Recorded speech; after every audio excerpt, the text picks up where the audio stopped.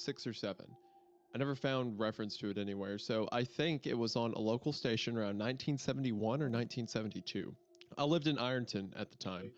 I don't remember which station, but I do remember it was on at a weird time, like 4 p.m. I'm Mike Painter, 65. Responding to the subject of the post above. It seems really familiar to me. I grew up outside of Ashland and was 9 years old in 1972. Candle Cove was it about pirates? I remember a pirate marionette at the mouth of a cave talking to a little girl. Skyshell responds, yes, okay, I'm not crazy. I remember Pirate Percy. I was always kind of scared of him. He looked like he was built from parts of other dolls. Real low budget. His head was an old porcelain baby doll. Looked like an antique that didn't belong on the body. I don't remember what station this was. I don't think it was WTSF though. Jaren 2005 says, sorry to resurrect this old thread, but I know exactly what show you mean. Skyshell. I think Candle Cove ran only for a couple months in 71, not 72. I was 12 and I watched it a few times with my brother. It was channel 58, whatever station that was. My mom would let me switch to it after the news. Let me see what I remember. It took place in Candle Cove, and it was about a little girl who imagined herself to be friends with pirates. The pirate ship was called the Laughing Stock, and the pirate Percy wasn't a very good pirate because he got scared too easily. And there was a Calliope music constantly playing. Don't remember the girl's name, Janice or Jade or something. I think it was Janice. Skyshell replies to that and says, thank you, Jaren. Memories flooded back when you mentioned Laughing Stock in Channel 58. I remember the bow of the ship was a wooden smiling face with the lower jaw submerged. It looked like it was swallowing the sea, and it had that awful Ed Wynn voice and laugh. I especially remember how jarring it was when they switched from the wooden plastic model to the foam puppet version of the head that talked. Mike responds again and says, I remember it now too. Do you remember this part, Skyshell? You have to go inside. And Skyshell replies to that and says, Mike, I gotta chill reading that. Yes, I remember. That's what the ship always told Percy when there's a spooky place he had to go in, like a cave or a dark room where the treasure was. And the camera would push in on Laughingstock's face with each pause. You have to go inside. With his two eyes askew and that flopping foam jaw and the fishing line that opened and closed it. It just looked so cheap and awful. You guys remember the villain. He had a face that was just a handlebar mustache above really tall, narrow teeth. I just noticed that the guy's name is Kevin Hart. Yes, this person's name is Kevin Hart. Could be the Kevin Hart. How do we know it's not the professional, the huge stand-up comedian Kevin Hart? We'll never know. I think you should do that voice. I am not going to. I don't know what could possibly. I think that's go wrong. You know what? I think scenario. that I honestly no. I'm joking. I honestly thought that the villain was Pirate Percy. I was about 5 when this show was on. Nightmare fuel. Jaren says that wasn't the villain. The puppet with the mustache? That was the villain's sidekick.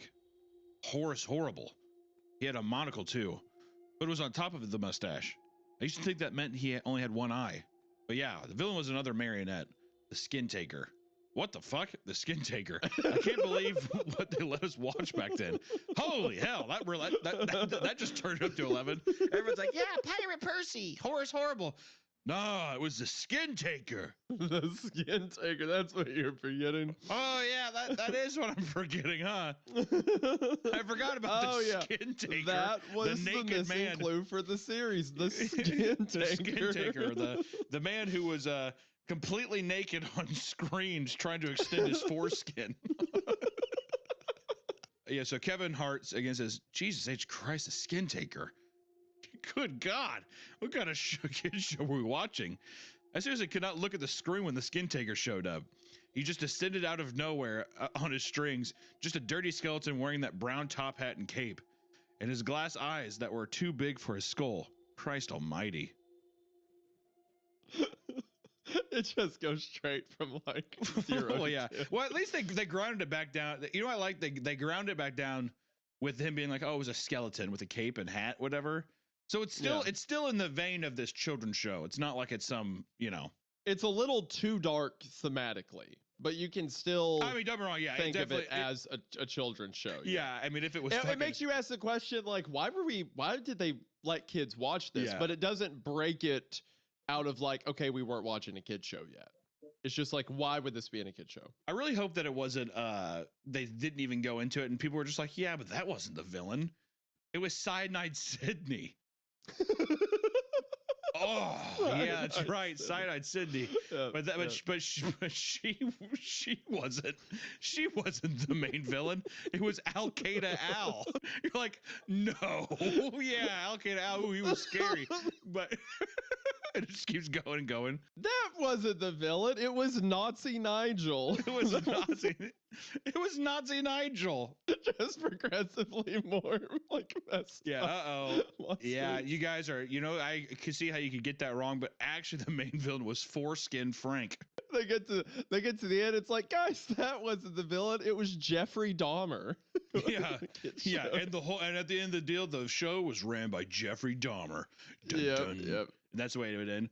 I like to think that all the puppets are just foreskin references, where it's just like, Jesus Okay, Christ. I bet you would, wouldn't you? Well, I just mean, can you I bet you imagine would. the guy, people Yeah, being sure, like, sure. okay, fine, never mind.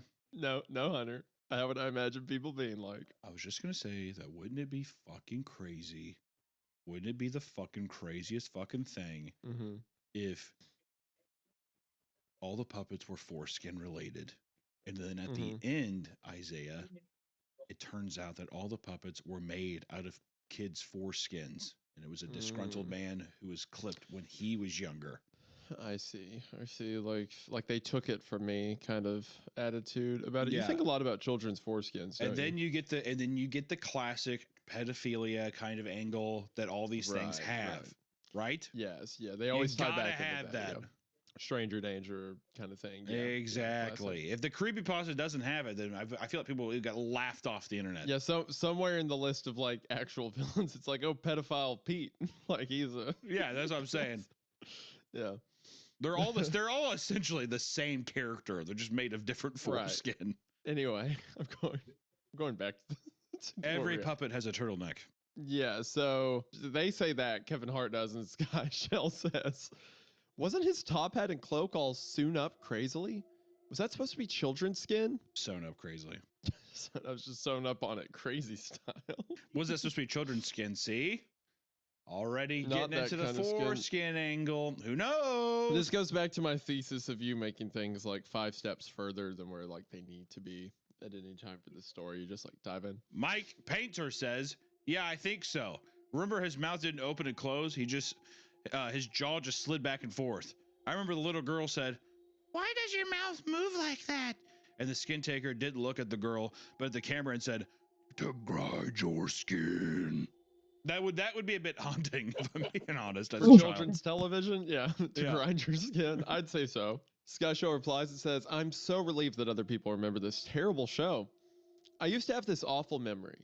A bad dream I had where the opening jingle ended, the show faded in from black, and all the characters were there, but the camera was just cutting to each of their faces, and they were just screaming.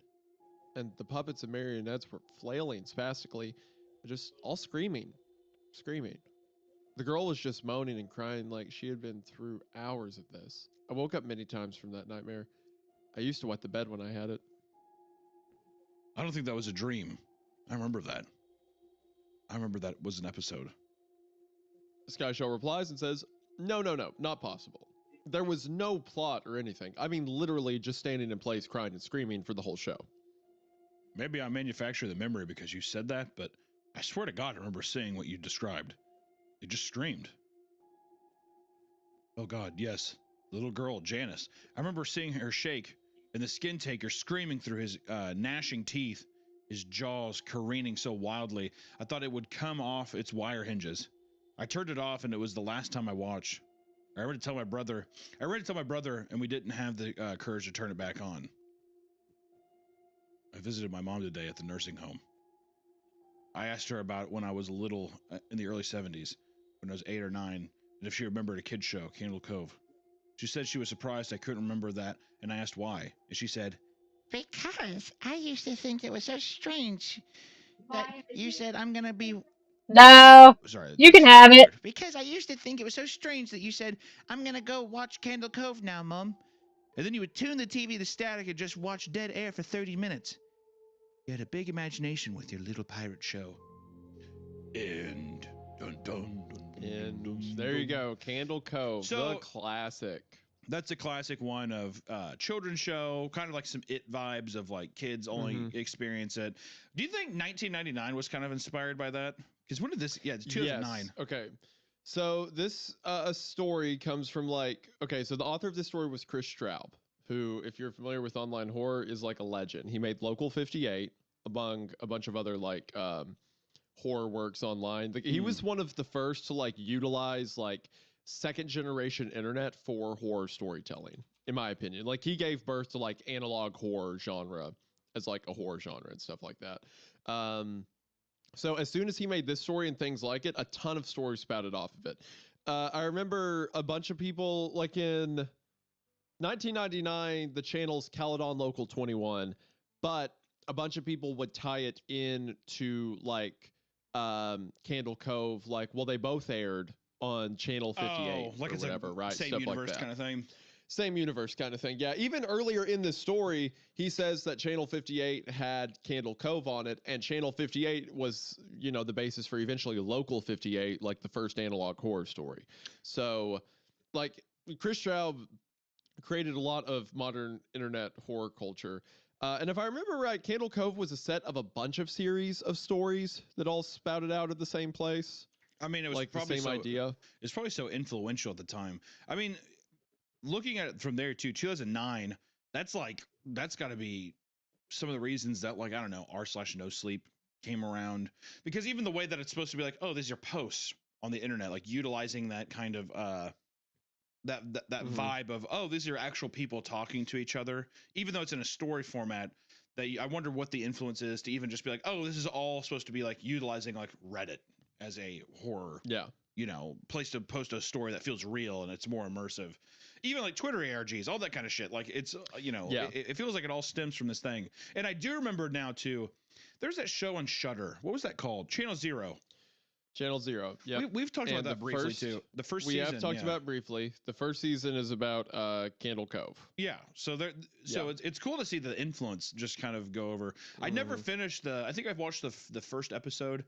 I remember I thought the first episode was kind of cool, but I don't know if the series maybe the viewers might know or listeners might have an idea if the show was any good. Because did you watch Channel Zero at all?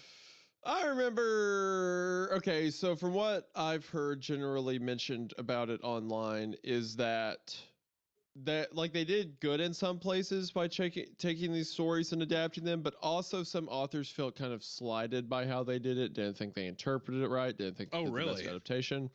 Yeah, I remember there was some drama about it. I would like to watch it for myself to know.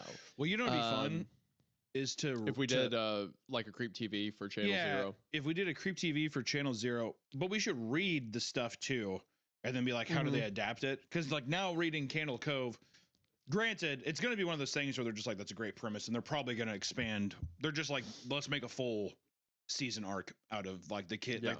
It's probably the guys meeting up and being do you remember this thing? And then he it's kind of it.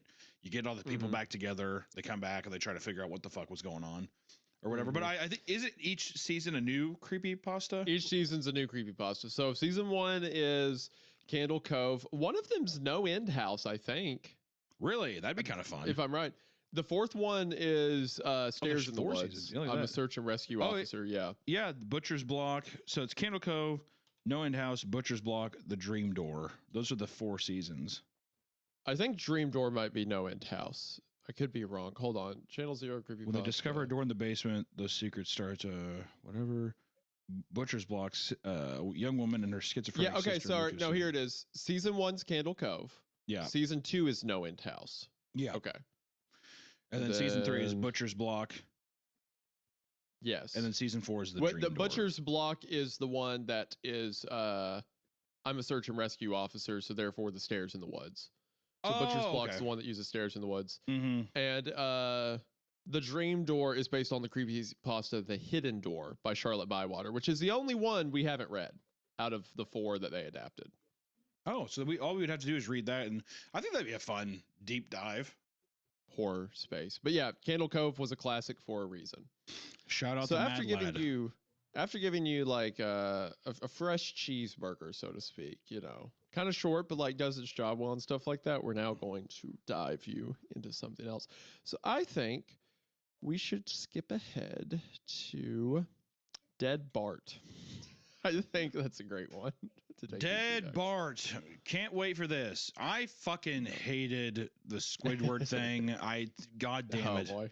So this is another peak era. This is a year after Kano Cove. So this is whenever 2010. this is Early definitely on. This is but I will say I love an early creepypasta stuff. Just children writing horror stories. There's something about children that's just so funny. The unfiltered nature of what they think Just is the way scary their and creepy. brain, Yeah, like, and how they pours stuff articulate out, yeah. things. Yeah. So fascinating. All right. So with that, Dead Bart. Here we go. Written originally by K.I. Simpson. Could potentially the name That's a Simpson fucking be yeah. a pseudonym? We're that's not sure. That's We're a not that so it sure, has but to we'll be. see. If that person was just like I'm gonna make a Simpsons horror thing and they didn't even like put 2 and 2 together, that's so fucked. Okay, so here we go. You know how Fox has a weird way of counting Simpsons episodes? They refuse to count a couple of them, making the amount of episodes inconsistent. The reason for this is a lost episode from season 1. Okay, already I have no idea what you're talking about. I already don't understand what you mean by how Fox is a weird. It's like no. What do you mean? There's DVDs. There's tons of documented sources. Hunter. Listen. This is the point. Because if a kid comes along and reads this, they're just going to be like, "Oh, I guess Fox has a weird way of counting." Yeah. Like they're not going to check. Especially in 2010. That's an old person show. That's an old person show. Yeah, exactly. Yeah. Yes. Now you're thinking right. You got to put yourself in the mindset of being being 9 years old, scrolling through YouTube and hearing like readings of these stories. Yeah. And when a narrator with like scary piano music in the background goes, "You know how Fox has a weird way of counting shows?" I'm like, "Okay, they do. Got it. I get it." Yeah. Yeah, exactly. Now you're locked in. So keeping that in mind, finding details about this missing episode is difficult. No one who was working on the show at the time likes to talk about it. Mm-hmm. From what has been pieced together, the lost episode was written entirely by Matt Groening. During production of the first season, Matt started to act strangely. He was very quiet, seemed nervous and morbid. Mentioning this to anyone who was present results in them getting very angry and forbidding you to ever mention it to Matt. The episode's production number was 7G44. The title was Dead Bart. In addition to getting angry, asking anyone who is on the show about this will cause them to do everything they can to stop you from directly communicating with Matt Groening. At a fan event, I managed to follow him after he spoke to the crowd, and eventually had a chance to talk to him alone as he was leaving the building. He didn't seem upset that I had followed him, probably expected a typical encounter with an obsessive fan. When I mentioned the lost episode, though, all color drained from his face and he started trembling. When I asked him if he could tell me any details, he sounded like he was on the verge of tears. He grabbed a piece of paper, wrote something on it, and handed it to me. He begged me to never mention the episode again. The piece of paper had a website address on it. I would rather not say what it was, for reasons you'll see in a second. I entered the address into my browser, and I came to a site that was completely black, except for a line of yellow text, a download link. I clicked on it, and a file started downloading. Once the file was downloaded, my computer went crazy. It was the worst virus I'd ever seen. System restored didn't work. The entire computer had to be rebooted. Before doing this, though, I copied the file onto a CD. I tried to open it on my now empty computer, and as I suspected, there was an episode of The Simpsons on it. The episode started off like any other episode, but had very poor quality animation. If you've seen the original animation for Some Enchanted Evening, it was similar, but less stable. The first act was fairly normal, but the way the characters acted was a little off. Homer seemed angrier, Marge seemed depressed, Lisa seemed anxious. Bart seemed to have genuine anger and hatred for his parents.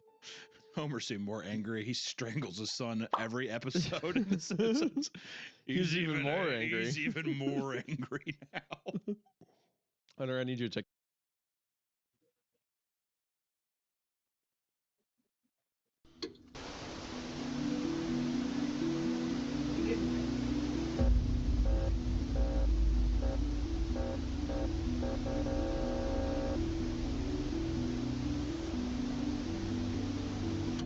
Welcome back to Creepcast. Today we are going Lovecraftian, my friends, and I am foaming at the mouth for Dagon's Mirror.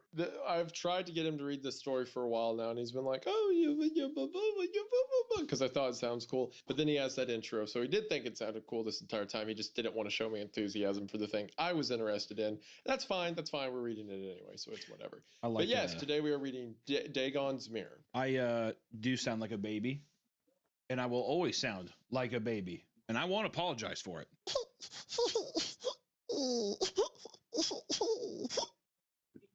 Did you like that? The story was written by Nick Lowe. It's hard to find any information about him because every time I search Nick Lowe, it just brings up stuff related to the songwriter. But it seems that the author, the story came out in 2024, so it's a little over a year old. He has this story. He has one called The House of Dead Gods, which sounds really cool. And another one called The Shambler in the Attic, which also sounds cool. What is a shambler? Is shambling like when you like to shake, right? Like you're shambling? No. That's shivering. Like it's like a limp kind of like I shamble. Yeah, like a slow, like you can't really walk right, but you're trying to like work over to something. Yeah. So it's like dragging itself around the attic. A guy with gout in the attic.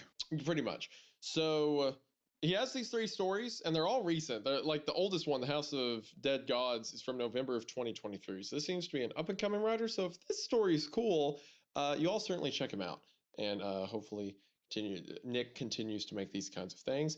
But first of all, let's check out the story. It's got an 8.7 out of 10 on creepypasta.com, which is pretty good. Do these even are the rating system on creepypasta.com, is it something to take seriously, I guess? You know what I mean? Well, it depends. If it's a famous story, no, because then people will vote it highly or lowly for the meme, right? Like Jeff the Killer's like 9 stars or something, right? Or was, because it's funny. But if it's not super popular, then typically the ratings are more legitimate because people are rating it in earnest. Right. So if you go to like Binge Round, it's got like thousands of 10 stars because people are, being the people.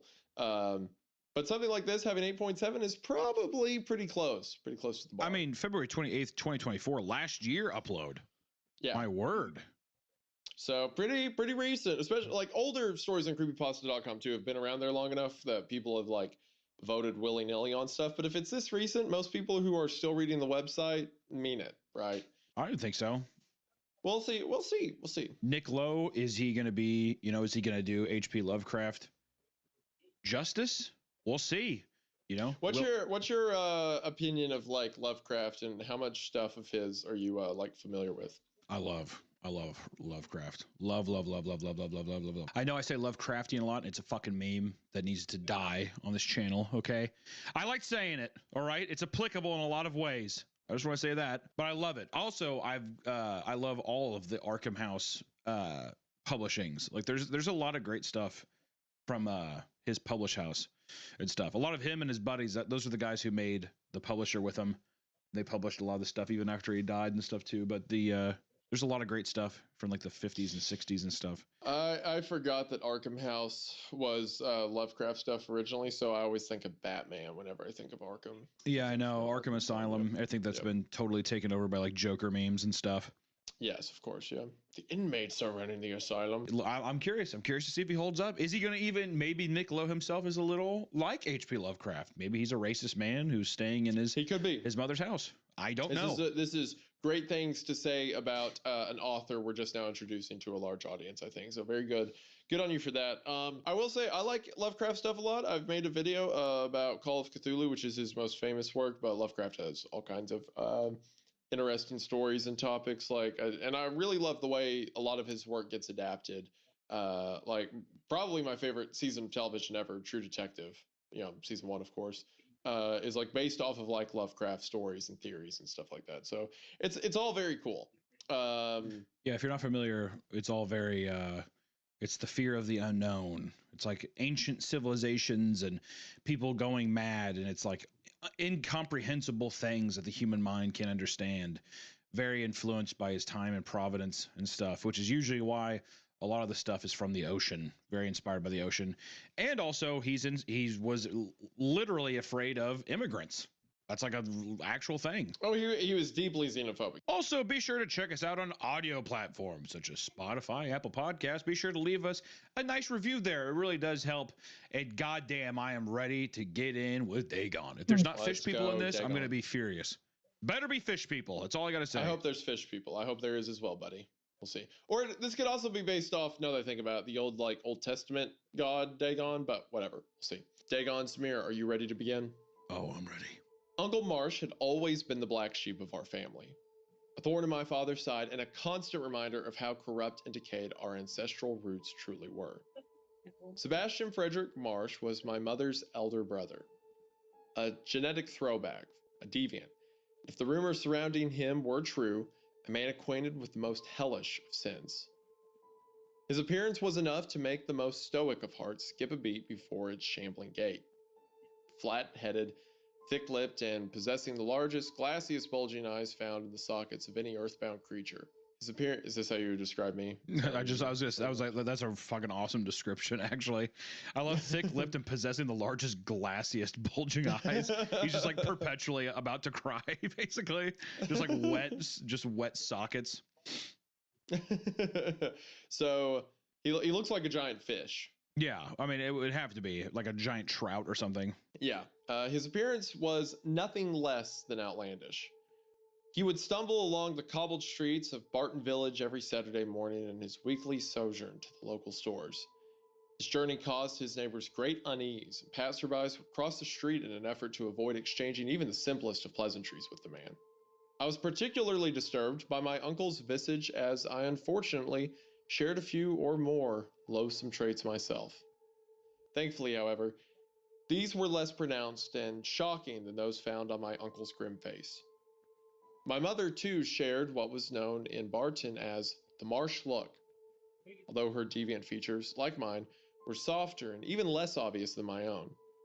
She got away lightly indeed, with large, watery eyes, her only obvious heritage of the tainted Marsh bloodline. I wonder if this angle of this story is going to go into like a Teen Wolf vibe. You ever see Teen Wolf, the movie with? I haven't seen it, but it's about like the whole family's werewolves, right? Yeah, or a guy like I think it was like something to be maybe not necessarily puberty, but at a certain age he basically turns into a werewolf and he finds out that his like dad is as well and stuff. And I'm wondering if this is going to be I'm finding out that I'm a fish person. So far he's saying that all member, or at least it's his mom's brother, right? Yeah. So his mom has some traits, and they're pronounced in himself, the author, but his uncle's the one that looks like a fish person. Yeah. Well, she kind of does too. She has he says watery eyes. The watery eyes, softer features, but I'm wondering if there's like maybe they transform or something. I don't know. The watery eyes just being a reoccurring theme makes me think that maybe there's something. Uncle Marsh lived alone, tucked away in a rotting abode that lurked and leaned queerly at odd angles at the back of the Gunner's Clough, a feral grotto that skirted the cemetery at the south end of the village. It was a lonesome stretch of sepulchre woodland, home only to the witch elms, the creeping moss, and my gloomy uncle. Many an odd tale was attached to the Gunner's Clough. Strange lights and raised voices were often heard from the depths of the woods on those days leading up to the nights of Hallows Eve and Walpurgis. It was not unknown for local pets and occasionally even children to go missing, turn up dead on the mornings after those nights, when the frogs croaked loudly and the owls hooted their omens of warning. Yeah, I'm just, not to immediately glaze this guy, but I love his writing style, at least so far.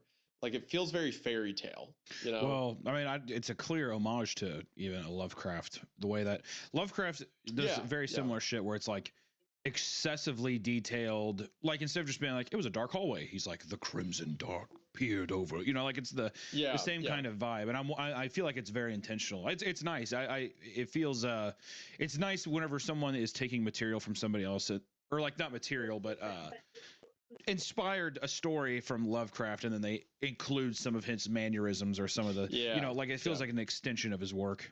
It feels very genuine. Feels like it's almost, you know, like a timepiece. Like there is a story here we don't know about yet, but the author's determined to let us know it. And that's also kind of the joke with Lovecraft, right? That he'll say something is unexplainable, or what's the one he says all the time? Incomprehensible. And then he will comprehend it for 7 pages straight. Yeah, I do think that you're. I think saying fairy tale also fits this very well too, because it does it does have kind of like a grim fairy tale. Yeah, especially like at the cemetery, at the gloomy witch elms on the edge of town. Yeah, it's very like setting up a little folk tale of like, oh, people are known to go missing, whatever. Yeah, I remember when I was very young, my mother issued me a warning to never enter the Gunner's Cloth, despite my uncle living there, and I often wondered just what witchcraft was being played out in secret underneath the skeletal trees. These warnings were ubiquitous among all Barton children, and with good reason. Before I was born, a local child had been found dead in the woods, half submerged in the black slop that had once been a stream passing through the cloth. Little was done about the matter. It was assumed that the child had fallen into the muck and drowned, and every Barton resident was quick to attribute a more sinister conclusion to the life of little Maggie Hagen. Despite the macabre reputation, or perhaps because of it, the whole area was the haunting ground of young boys during the summer months. What? Sadly, and with great embarrassment, Oh, Uncle was seen as something of a local boogeyman by my peers. As a result, he suffered relentless taunting at the hands of the 70s, everything 60s, like all the cars, the furniture, the store. But then they pull out an iPhone. You know? Yeah, it's all super Stanley Kubrick Shining kind of like homages and stuff. So everything feels like it has that 70s color palette and stuff. A lot of the oranges and browns and stuff. You know, that's another thing too. I think I like with sci-fi is whenever it feels ambiguous, like it almost feels like older technology that's presented as new. Anything that feels like analog, I think it's just it's going to stand the test of time more. You know, I really hate when shit's like super sleek and clean. It's like give me the fucking bulky, wiry shit. You know, it's like what the best example of that, the original Alien. Oh yeah, like the cockpit in there of just all the dials and buttons and like the Give me dials and buttons, dude. Give me those buttons. I want to slam my hand into them in here. I wouldn't mind pressing a couple buttons. I love pressing buttons. Light up the button. Let me press it. I love to touch stuff all the time, whatever it is. Oh, absolutely. I love touching things. Being the nephew of Mad Marsh meant that by proxy, I too suffered from the attentions of my uncle's tormentors, and I tried desperately to make myself invisible in and out of school. I succeeded in this endeavor to such a level that I had successfully alienated myself from everyone outside of my family in just a few short years. One year, on Halloween, the onslaught of abuse directed towards my uncle reached such feverish heights that it culminated in a planned mass egging of his home. Only one boy in town possessed enough bravado to see this task to conclusion, however. Jamie Birtle. Man, this does feel like such a fairy tale we're reading about. That's great. It was Jamie alone who entered the Gunner's Cloth on that dreadful night, chest puffed out and a box of rotten eggs held confidently in his hands. The boy finally returned many hours later. What do you want me to do? The circle of children crowning the edge of that necromantic woodland. Oh, I'll do that later. I'm kind of doing something right now. And irreversibly changed, transmuted, transformed, and left naught but a shell of what was once a lively child, he staggered out of the woodlands a dumb and silent specter. Poor Jamie Birtle, the terror of all children younger than himself, said nothing about what he had seen in the dark that night, nor would he ever speak a single syllable again his whole miserable life. Fuck. Eventually, the glassy-eyed mute was taken away from his parents and moved to Byron House, home for the mentally disadvantaged. There he stayed for many years, banging his head against the wall of his cell to a silent, alien rhythm until fate gave him the opportunity to escape his confines and leap to his death, exactly 13 years since he first lurched out of the shadows of the Wych Elm trees. I love all of that, dude. This is That's so fun. This is a ton of fun. I'm bought in already. So he goes out there and he comes back. Just the only description he gives us is he's glassy-eyed and mute, right?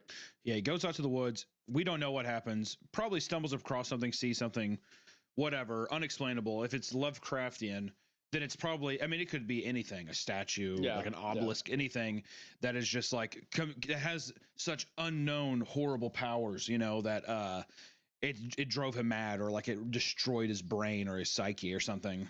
Mm-hmm. Yeah.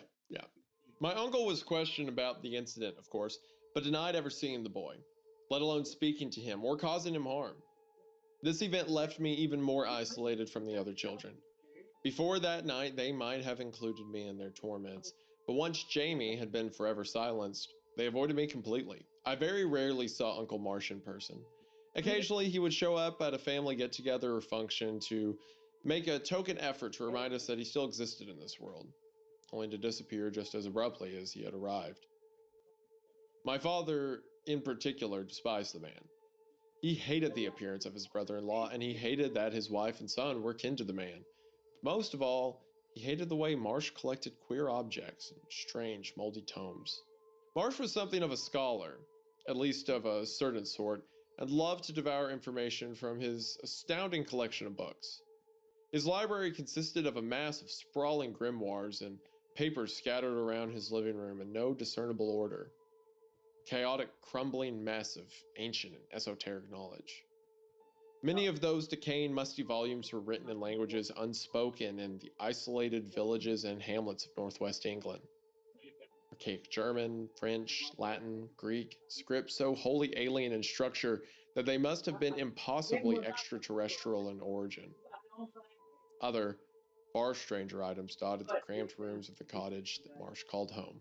Warped, bent skulls, exotic stuffed birds, crystals shaped in geometric arrangements that were maddeningly complex. This was the legacy of my Uncle Marsh, a repulsive, isolated, semi-antiquarian, semi-human recluse, obsessed with the forbidden and in love with the wicked and strange. It's like the guy lives in an oddity shop, and he himself is also like a functioning oddity. Exactly, like a functioning piece in this museum. At the edge of a cemetery in a swamp on the corner of town, yeah. Yeah, I mean, just like a Resident Evil house. It really is. Well, you know what kind of made me think of was the Resident Evil Village house a bit. Like out in the swampland, you know, and stuff. You're talking about Resident Evil Biohazard. Biohazard, my apology. Yeah, Biohazard, of just a weird family being out in the middle of this swamp, except it's one guy, and then just to think of like, you know, going out there, the smell of like moldy paper. Like I would imagine the whole house is damp constantly. Yeah. Just weird shit like that. Yeah, it's like it's constantly humid there. It's like a swamp bubbles up. Everything stinks. Yeah. And I don't know how familiar you are with Goosebumps, but dude, my mind, all I can think about is Werewolf of Fever Swamp. Oh yeah, I remember that one. Yeah, I just think of like the weird hermit dude living out in the woods. I love that episode too, because the dad's just like, "We're deer scientists," and he's like, "Okay," and he's like, "The old man, the old crazy son of a bitch who lives in the swamp, just leave him alone." He's like, "Well, he grabbed me and put me in a net today." He's eccentric. He's an old man. That's what they do. Look, they're old. Do you want them to not put people in swamp nets? That's well, son, you're in his swamp. You might get netted a couple times. It happens. Look, he bought the net. Do you want him to not use it? Okay, so I guess he's just not supposed to use it. Okay. If you want him to not use it, you should have talked to him before he bought the net. Yeah, then I think that you should have sent out some kind of memo, or you buy the net from him. If you're going to be that inconsiderate. Look, if you're willing to make a deal, that's fine, but to just ask him not to do it, I feel is a little unfair. Me. Okay. Now you're being a bit of a crybaby. I love those 90s the 90s parents and media where they're just like, God, you're being irrational. Stop being so needy. It was at the tail end of like parents recognizing that children can die. That children can die, and they can also like have a functioning mind. That's like they don't just tell like lies. Every parent thinks that all their children are just like Archie or something like, or some like comic strip character. Wheeler's comic, but Wheeler's mom. I'm gonna go paint a fence. You're like, cool. Yeah. Get the fuck out of here, Archie. Yeah, stupid idiot.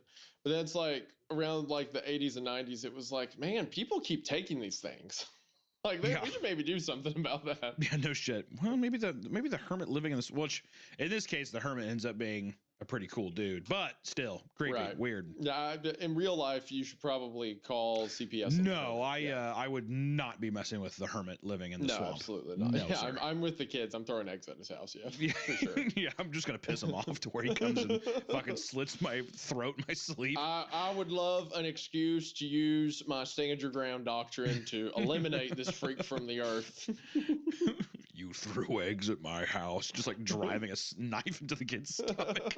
He's like, this is a bit excessive. All these memories and thoughts flash vividly in my mind as I sat opposite the stern, cold face of Mr. Fisher, my family's long-suffering solicitor. Just seconds ago, he had impassionedly read out aloud the contents of my uncle's last will and testament, in which a man I barely knew and had good reason to despise had left me all his earthly and unearthly possessions. Uncle Marsh's death had been as singular and strange as his life. In the early morning of July the 24th, 1954. Oh my God, bear trap moment. Absolutely fucking bear trap moment. Holy shit. What? What do you mean bear trap? Didn't they say, I said it wasn't going to be in the 50s. You know what? That is a... Bear trap. Okay, that one was pretty good. That one, I will say, I was not getting 50s at all. I was getting like 1800s. Really? Did you actually think it was going to be like 1800s? Something about the reading in the early part made me feel like this was like an old village. I mean, dude, like it reads like fucking Hansel and Gretel or something. Yeah, like, I agree. That's what gave me the idea of like Grimm's fairy tale. Yeah, like, yeah. I mean, it has that vibe. Until he said high school, or not high school. He said summer break, and I was like, okay, maybe not then. But you saying 50s, I was like, no way. And that, all right, you know what? You can have this one. Fine, whatever. In the early morning of July 24th, 1954, he had stood naked on the sands of Seascale Beach, Copeland, Cumbria, and walked slowly and deliberately into the waiting maw of the churning Irish Sea. A trail of large, flat footprints in the sand and a pile of scattered clothing were all that had remained of the man. Yes. He became a fish person. I love the idea of it's just like, it's time. He's like, to the sea. Like walks his big goofy flat foot ass out to the beach. He's just like, actually, he's probably like gasping, water.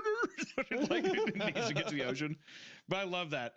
People are like, oh, he just killed himself and he like went, walked into the ocean. But it's like, no, he probably like discarded his shit and swam off. You know what this feels like a lot to me? This feels like it would be an Ito story. Yeah. Well, I mean, Ito himself is, a super Lovecraft, like so much of his stuff is Lovecraftian, Uzumaki and all that kind of stuff. It's all fear of the unknown, uncanny. I can almost see in my mind this being like an Ito comic, like a large glassy-eyed man who like you see him transform into a fish as he's walking. If it was an Ito story, it'd be a girl, and it's like that's her neighbor. And he's like, he'd walk every day. And you see him like walk around, and then he would like jump scare in her window, and he's like, but he was gone. It's a lot like that vignette from Uzumaki, the kid that becomes a snail. Yeah. Mm-hmm. Yeah, very similar. Although a body was never found, he was declared legally dead some years after and had left instructions with Mr. Fisher that I, his only nephew, was to receive all he had ever owned. The significance of the location of his demise was not lost upon me. For decades ago, my family had lived in the town of Seascale. The sea had always been in the family's blood. Many a marsh had took to the waves as fishermen, sailors, and even pirates. At least if one was to believe the various myths and legends surrounding us, for the marsh blood was tainted, so the story said. This is, dude, I feel like cozy right now. Like it kind of feels like a sea shanty too. Yeah, like the way it's worded and like, my family comes from the sailors of the sea, and it's like they got a curse at some point that made them like into fish people or whatever. It's like, this is just... He said the Irish Sea, right? Where did he say? Churning Irish Sea. Yeah, that's the sea he walked into. Yeah. So is that, which, I'm dumb and I'm fucking super dumb. Where is the North Sea at? Because that's like the one where it's like, you do not go near that shit, right? The North Sea? I think that's the same area. I'm pretty sure. Well, I was going to say, if it is, I'm wondering if it's connecting to that, to where like that's like the most treacherous, which obviously he's not like I know that you have to go out a bit, but still, if you're like localized a little bit near it, I didn't know if it was going to connect with that, but it might be. I'm honestly dumb to it as well, especially. With, I'm surprised you've never done a video on like the North Sea. I feel like that would be like a idea up your alley.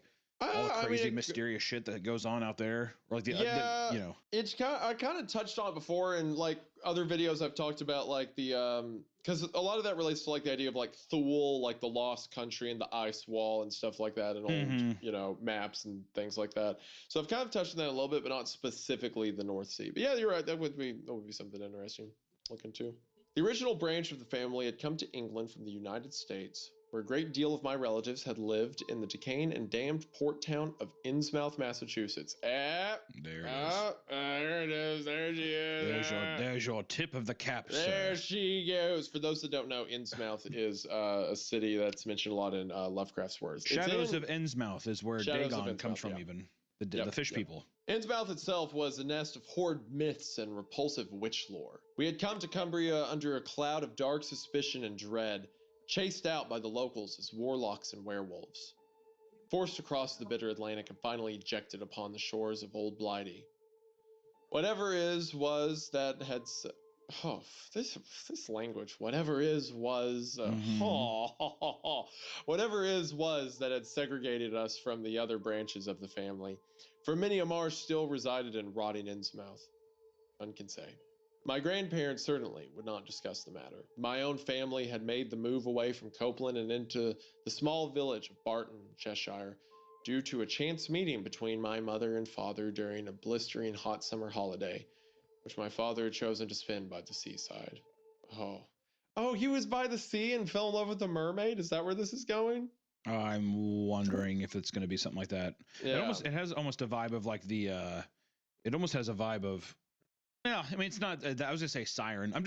I'm really Similar, I love like pirate folk lore and stuff, and like sea creatures. Yeah. You know, it's so weird, and also it's so hypnotic and creepy, like the songs they sing and shit. I always like it because, for one, sea shanties are beautiful and stuff like that. But I always like these, like pirate lore and stuff like that, because I am terrified of the ocean. So I love the idea, for one, of monsters being it, but I also love the kind of person that would like best it, that would want to conquer it. You know? Yeah, I think that's why.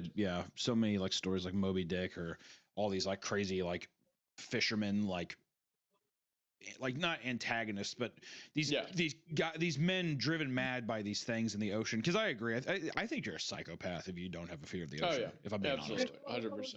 It's terrifying, but that's why there's it's so cool to have stories of people like wanting to sail to it, like, you know, conquer them. Would you rather spelunk or would you rather go deep sea diving? That's a horrible question. Isn't it actually? You know, the only thing I can do is, it depends on the intensity of either. Well, I would say you'd have to go the most intense, which, I mean, I would have to say deep sea diving because my fat ass could not fit in any hole. But I was just going to say, like, the openness, there's something so scary about the openness of the ocean, but I don't think I have nightmares about it. Like, it's the most, I think the bottom of the ocean is the most terrifying concept in the world to me. I'm also incredibly claustrophobic and I don't even like thinking about this. They say the bottom of the ocean, that's like being in deep space, isn't it? Like dealing with the pressure and stuff like that, you mean? Well, let's say the pressure thing wasn't an issue. I'm just mean like the absence of light, sound. Well, actually there'd be weird sounds. That's like, it'd be a creepier version of space, basically. Yeah. Yeah, because you know for a fact there are things in there. Well, yeah, things are looking at you in like some weird way. And they can move through it way better than you can, and your visibility's lower. So it's so insane to be so deep that light has never touched anything there. That's fucking you pass insane. An area called the Midnight Zone where there's 0 light particles. Like, they just quit. You would probably just go insane. Like, I just don't think that the human brain can comprehend that. Then you hear like a far distant like. Yeah, exactly. Or like just you like feel something breeze past you. You know, you would fuck that, dude. Shut up. Let me read this. I'm getting weirded out. I'm going to start throwing hands. I'm at my limit. My father had been a keen lover of architecture, from ancient Roman ruins to Georgian estates. He had traveled the length and breadth of Britain in search of historical adventure. It was during such a trip that he learned of Seascale and its magnificent Victorian hotel, the Scafell. During his stay in the town, he had encountered my mother on the beach. She collected various seashells, live crabs, and bits of driftwood. Trapped by her large green eyes and raven black hair, father spent much of the summer with the strange girl who had become my mother, and quickly became close friends and confidants. Talk about seagulls, black hair, green eyes. Like, Goddamn, dude. Hell yeah. woo! Get me to the beach. Let's go, brother. Some months later, two young lovers were engaged, made the move to my father's home village, marrying at the parish church before buying a home in one of the cramped, sloping alleys of shadow-haunted Barton. Fortunately, there had been an unwelcome catch to his otherwise auspicious joining. Sebastian, my mother's elder brother, would also be making the move to Barton with them. My grandparents, you see, were sadly in no fit state to look after the man, who was himself somewhat mentally disadvantaged, or backward, as my father would say, wholly ignorant of the many social norms we often take for granted in this day and age. The elder Marshes were hopelessly advanced in age, too, and it was clear that they feared for their son's well-being when the inevitable shedding of their mortal coil take them to the cold and unwelcoming grave. So with great reluctance, but also out of love for his wife, my father agreed to take Sebastian with them to Barton, where he lived with them for several months before finally acquiring the decomposing cottage in the woods behind the cemetery. Not long after my parents' marriage, my Marsh grandparents succumbed to a kind of wasting disease. I never actually seen either of them, nor had my father encountered them more than a handful of times, as they did not even have the strength to attend their daughter's wedding. Sebastian and my mother both attended the funeral in Seascale, in which a few gray, shadowy strangers appeared, many of them also bearing the odd Marsh look. It was during this time that my uncle acquired the vast bulk of his blighted library and bizarre trinkets from my grandparents' home, nestled as they were in the boarded-up attic bedroom, which they had queerly spent the majority of their latter years in total seclusion. Years passed by in Barton, and while my parents had a home for themselves and started a family, my uncle continued to live alone in the woods, his collection of fungal books, stuffed animals, his only company. As I have already mentioned, I was by no means close to my uncle, and although I did not hate him with the burning vitriol my father had reserved for the man, he had still unnerved and nauseated me on the few occasions I was unlucky enough to be in the same room as him, and I was genuinely taken aback by being made his sole heir. All this, no doubt, accounted for the puzzled look that must have graced my face, and to which roused Mr. Fisher to once again break me away from my daydreaming with a short, deliberate cough. Snapping out of my thoughts, I focused upon the solicitor and smiled a weak, apologetic expression, and he proceeded to inform me that the cottage was in a cankerous state of decline and would be unsafe and unfit for habitation, and advised me strongly from entering it, instead suggesting I hire a few locals to fetch me whatever items I desired and deposit them at my own home. He assured me that any effort made to restore the cottage would be nothing but a cash sink and a complete waste of time. It was decayed even by the standards of the other groaning properties that dotted the woods. Truth be told, I had no desire to enter it. He gave me a few more details about various bits and pieces my uncle had left me, a few pounds whirled away in a bank account, and also the residence that my grandparents had lived in back in Seascale, which I simply asked him to put up for sale on my behalf and to sell as cheaply as possible. As luck would have it, he managed to sell it quickly to a distant relative, a Marsh cousin who still resided in the seaside town and wished for whatever reason to acquire the property. After leaving Mr. Fisher's paperwork, I left the office and headed straight to my parents' home to talk about the matter with them both in full. My father seemed quite dismissive of the whole affair, assuming wrongly that I would have no interest in anything that had belonged to his deceased nemesis. My mother, on the other hand, seemed greatly unnerved by the matter, first probing me to see what my intentions were regarding my uncle's belongings. Upon hearing that I would be taking them all to my home and cataloging them at my leisure, she could hardly contain her anxiety. This confused me greatly. I assured her that I simply wished to see if there was anything of worth to be sold to collectors, and this seemed to calm her briefly. Finding some local strong arms to move the immense hoard of junk from my uncle's cottage and to my home proved to be quite difficult at first. Most men of labor in Barton proved to be stupefying in their reluctance to enter gunner's cloth and superstitious regarding the Marsh name. In the end, I was able to hire a few Polish laborers who, despite being superstitious themselves, were strangers to Barton and ignorant of the mark upon my family's name. I busied myself with work during the week or so it took to ransack my uncle's cottage, and at first barely noticed the hoard of books, stuffed animals, skulls, crystals, and various other bric-a-brac that I had the workers stack as neatly as possible in my cellar. By the time they had finished, The once vacant space beneath my house had become a labyrinth worthy of Crete, a Tartarus of crinkled yellow papers and moaning, saggy shelves. Fortunately, I had fitted the old cellar with electricity when I moved in, but the feeble light provided by that one naked bulb hanging in the center of the room seemed to cast more shadow than light, and gave the various glassy-eyed dead animals a haunting quality that kept me away from the collection until I could find someone to take the whole ungodly collection off my hands. The whole collection stayed well out of my mind and life for some weeks to come, as work kept me busy and I put off my once planned mass cataloging in favor of working towards a promotion at the office where I worked as a minor clerk. However, when said promotion passed me by, I took a few weeks' leave from my job and decided to see how much money I could make from selling my uncle's grim treasure trove. Working through the collection proved to be a lesson in patience, and it took what seemed to be a lifetime to separate my uncle's notes and diaries from actual printed books and handwritten manuscripts. When I finally did so, I had before me a collection of wicked and unwholesome tomes. Musty, fat, and swollen with hundreds of pages of information. Some of the books dated back centuries. The volumes before me threw me into a state of excitement at the possibility of how much cash could be coughed up by a willing collector. I wrote down the names of as many of the books as I could. There was Cultus de Gulis by the Comte de Erte, Der Vermis Mysteris, penned by the necromancer Ludwig Prynne, and Unus Preklichen Colton by Frederick von Junts. There was also an English translation of a book called Things of the Water, its original title, Cathot Aqua Dingen. Haha, Cathot, we get the Cath, the thing. Tip of the hat, my lord. Tip of the, your gold, sir. Presented on the inner pages in a sprawling, spidery penmanship that I suspected to be of my uncle's creation. The latter was filled with pages of notes written by my uncle. Various rites and rituals underlined in pencil appeared sporadically throughout the interior.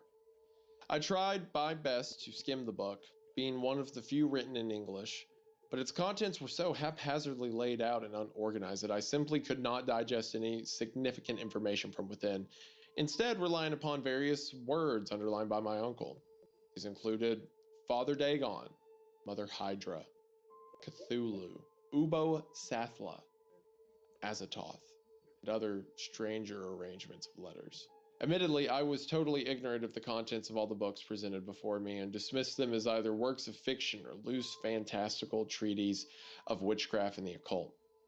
Neither of these topics interested me in the slightest, so I decided to write down all I could think of as interesting to collectors, such as titles, authors, dates, and the strange names of pseudo-gods and prehistoric peoples, put them in a letter that I sent off to several rare booksellers in London.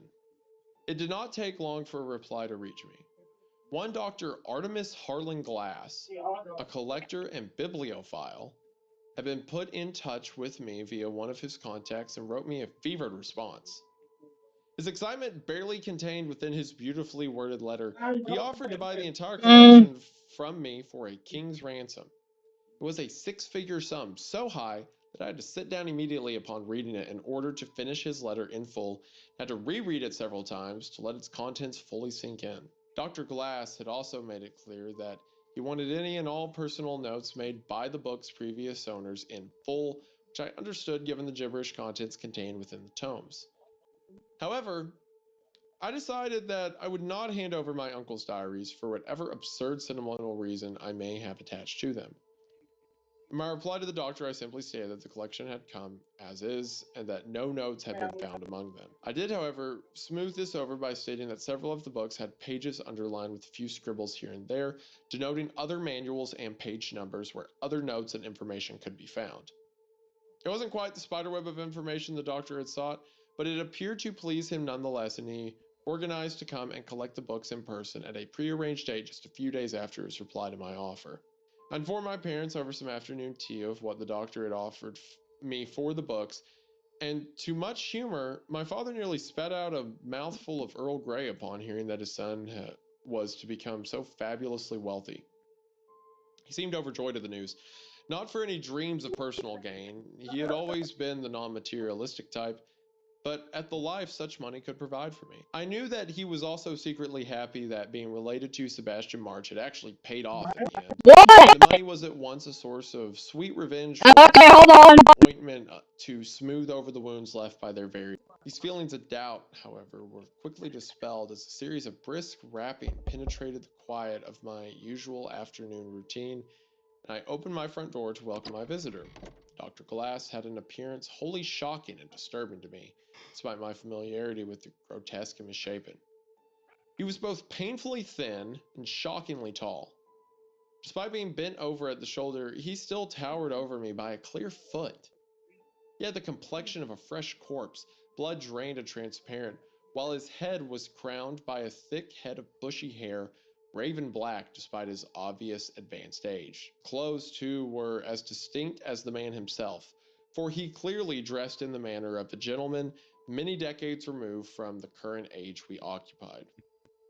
These fine clothes were, however, somewhat lost on the man, as his willow-like frame caused them to hang off him like folds of dark, dead skin. This scarecrow of a man stood at my threshold, nodded, and extended a withered, wrinkled hand which I met, almost in a trace, with my own. I tried my best not to be repulsed by the doctor's winter-cold skin and long nails as our hands clasped, but I feared that a modicum of my discomfort must have been made apparent to the man as a cruel smirk broke across his features as I stepped aside to let him in. I watched as the vampiric form of the doctor entered my home, and another wave of anxiety washed over me. For the man whom I had just invited into my house was so far removed from what I imagined a cultivated millionaire scholar to look like, that I half fancied a cruel hoax being played upon me. I'd already prepared the collection, and they stood on the table in my living room, wrapped in brown paper and string. Upon seeing the pile, the doctor turned to me with his pale gray eyes and spoke to me in a voice so frail and hollow that I had to strain to hear the shriveled syllables that emanated faintly from his thin lips. Would you mind, sir, if I took the liberty of confirming the contents of those packages? I nodded automatically, as if hypnotized by the man's voice, and watched in fright as he glided over to the table and used his long, gnarled talons to cleanly remove the brown paper, barring him from the prize that lay underneath. I watched the grim spectacle of the doctor using his sharp nails like some kind of organic letter opener and then greedily scooping up the books in his hands, flicking through their contents with the hungry gaze of a wild predator. Happy with his lot, he turned to me and without even looking me in the eye, sharply withdrew a folded check from his waistcoat pocket and handed it to me. I unfolded it and was once again taken aback by the amount written upon it, along with my name, quickly placed it in the top drawer of my study desk with an obvious, avaricious celerity. Our business seemingly concluded, I regained my senses and offered the doctor some refreshment, which he took thankfully as he singled out a seat in my lounge and with great effort lowered his mummified body down onto. As I poured us both a cup of tea, he continued to plumb through his new acquisitions with a look of pure joy. It was a look that seemed out of place, and it was disturbing to see it grow upon his cold, rigid face. We talked at length for several hours, during which time he made several inquiries as to where I had acquired my collection, and I felt that he was trying his best to gauge just how much I knew about it.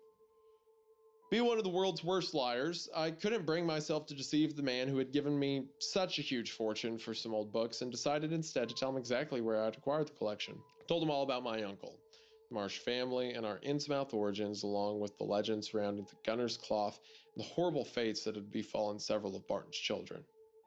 The latter of which he did not seem entirely ignorant of, and he listened with interest as I reeled off the collection of even stranger relics that still sat waiting in my cellar to be catalogued.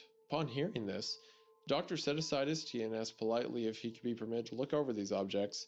As being knowledgeable of such things, he could quite possibly put me in contact with several antiquarians of his acquaintance who might be interested in purchasing them from me. I saw little reason to deny the man who had so generously secured my future and helped to lead him gently down into my cellar by one of his spindly arms. Upon reaching the bottom of the creaking stairs that adjoined the cellar to my house, I stood back as he picked through the objects like a carrion crow looking for the juiciest parts of a rotten corpse. He ignored most of the artifacts before him, picking up several crystals and tossing them back dismissively before making his way to the back of the cellar where, covered in a dusty sheet, there stood a tall object that I had yet to bother with, which he revealed at once dramatically with a swift, sharp tug. As the dirty, grayed sheet fell ignobly to the ground, the spectacle before us caused us both to pause, slack-jawed, for its horrid resplendence.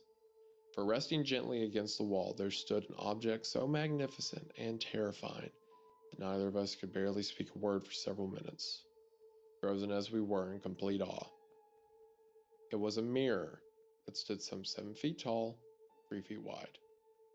A perfect rectangle that was framed by the most amazing display of carved golden creatures, the like of which I had never seen. The frame was a collection of fish, crustaceans, octopods, and amphibians, all carved beautifully out of a spectral white gold.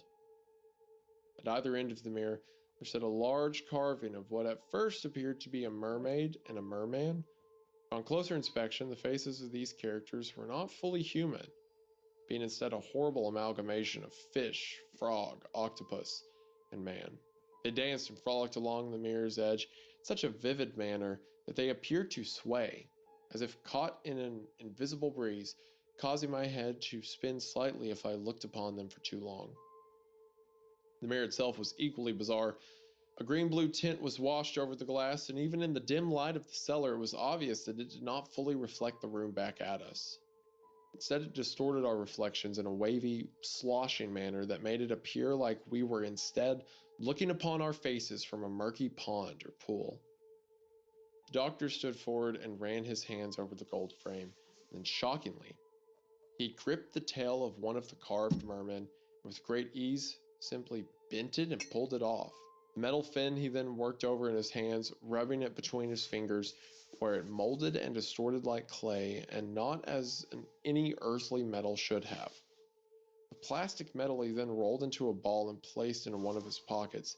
He then bent down with a grimace gesture and picked up the sheet to cover the mirror once more. He turned to me with clear concern etched over his gray face, and suggested that we leave the cellar immediately and make for the lounge. Upon seeing himself back down, he requested some fresh tea, bid me to sit with him. Bro, this story. I'm like just so hooked in. I'm in. Yeah, this is so fun. This is just the way it's worked, the way the mystique of it. Ugh. Just to go in, does it feel like the artifacts are changing people into things? Like, it seems like the dad knows that it changes people into things. He's pissed off by it. The mom is just kind of like, well, you know, you didn't throw it away, did you? Or, you know, she's upset because she doesn't want pieces of her history and, like, I guess, like, amphibian family. It could be, but it could also be that the dad's just dumb to it and didn't like how weird and like the shame that his brother-in-law brought on the family. That's true. But maybe the mom knows that there's a power to this kind of thing, and that's the kind of curse that's affected their family, and that's why it's now been passed off to him. But there's like maybe the mirror. It says it looks like you're looking into water, like you're seeing your reflection in water. Maybe it can summon things. Maybe it can change you. I think the doctor's about to explain, so I'll keep reading. But yeah, just want to comment. The reason I'm so locked in is because this is dope. I'm loving this. We have not got a story like this, I don't think, yet. This is great. The doctor then proceeded to tell me such a fantastic and macabre story that I became dazed, swooning on occasion at the strange mysteries he was inducting me into. He spoke as if my uncle's collection of books were factual, containing within them all the lore of mankind and the millions of years that had rolled on before our race made the slow climb down from the trees. He spoke of extraterrestrial invaders who had once called the Earth home, creatures that had seeped down from the stars and held dominion over our world while man's most distant ancestors were still billions of years from appearing on the cosmic stage.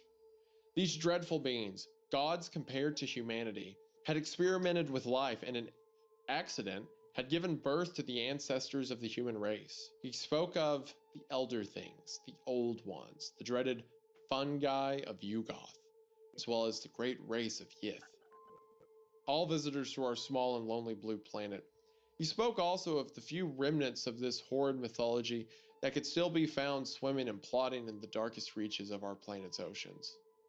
This last point he spent much of his time elaborating upon, bringing out quotes and page references from things of the water, uttering those unspeakable names I had once glanced over myself: Cthulhu, Dagon, Hydra, the last two of which had their images carved into the mirror's frame, represented by the frog-fish thing seated at either end of the disturbing object. A whole race separate from humankind, but also disgustingly intertwined with it, that lived undying in the dim reaches of the ocean bed, swimming through the slowly dissolving ruins of dead, sunken cities such as the dread Yunthale, where the sun's rays failed to penetrate through the salty gloom.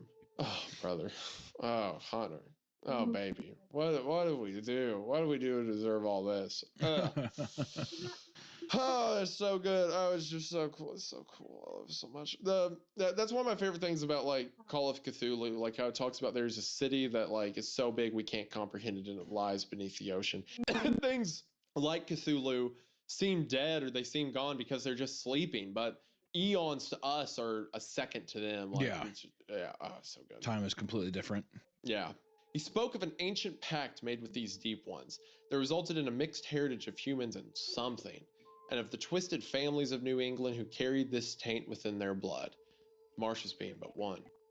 He spoke too about the mirror in my cellar, how occasionally the deep ones had made such a gift to the tribes of humans who had worshipped them and their old gods as a means of contacting the people below the waves, should they ever be needed in dire times or upon the approaching times of their disgusting, unholy rites.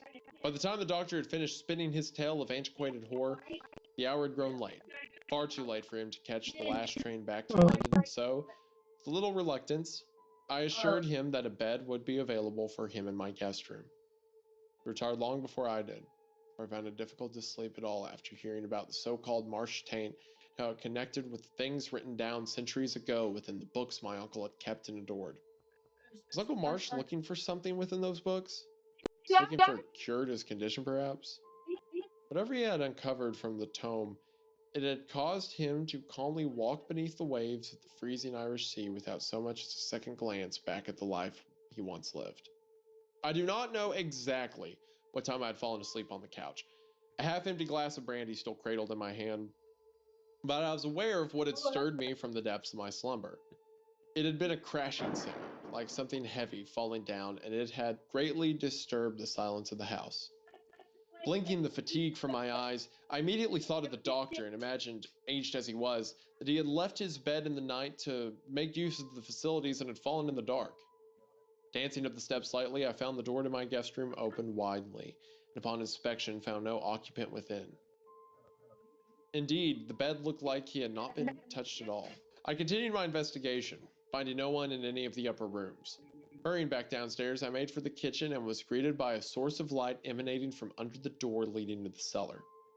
Pausing as I touched the door handle, I took a moment to collect my thoughts. Just what was the doctor doing down there? I quietly opened the door and winced as it made a light creaking noise. Whatever misdemeanor the doctor was performing within my home, I was eager to catch him at it red-handed and without excuse. As I walked slowly down those rickety wooden stairs, I noticed that the light coming from the cellar was not from the bulb I had fitted, but instead from the far corner. That it was no ordinary light, but a curious green gold that bathed the various artifacts and boxes in a sick phantom glow. The scene that greeted me was at once mesmerizing and terrifying, for the glow appeared to come from the mirror itself, which was lying flat upon the floor and not up against the wall as we had left it. The light immediately began to wane as I drew closer until it finally extinguished altogether, causing me to retreat to the stairs and turn on the electric light. As the orange bulb hummed into life, another scene invaded my senses and caused my heart to fly into a panic. As bundled up against the wall before me, there lay the doctor. His limbs stiff and his face frozen in an agonizing, bulging-eyed fright.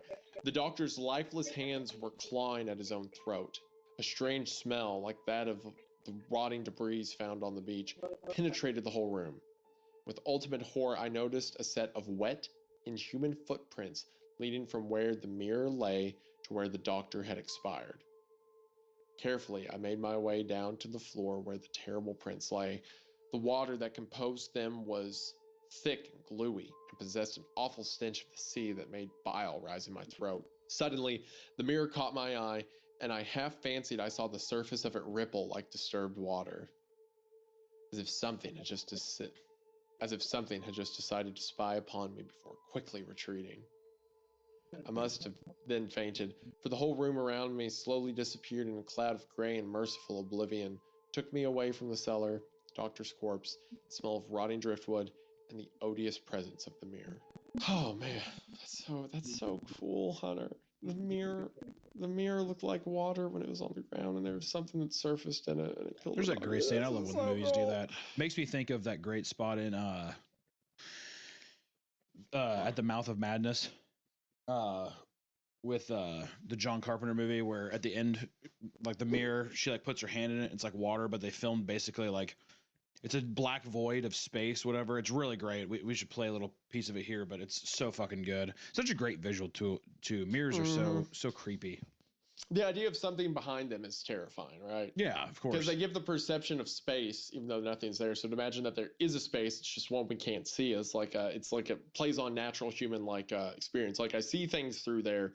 I know they're not real, but what if they are real? Right. Like it's fun. Of course, an investigation was carried out by the local constabulary, whom I had contacted as soon as my consciousness.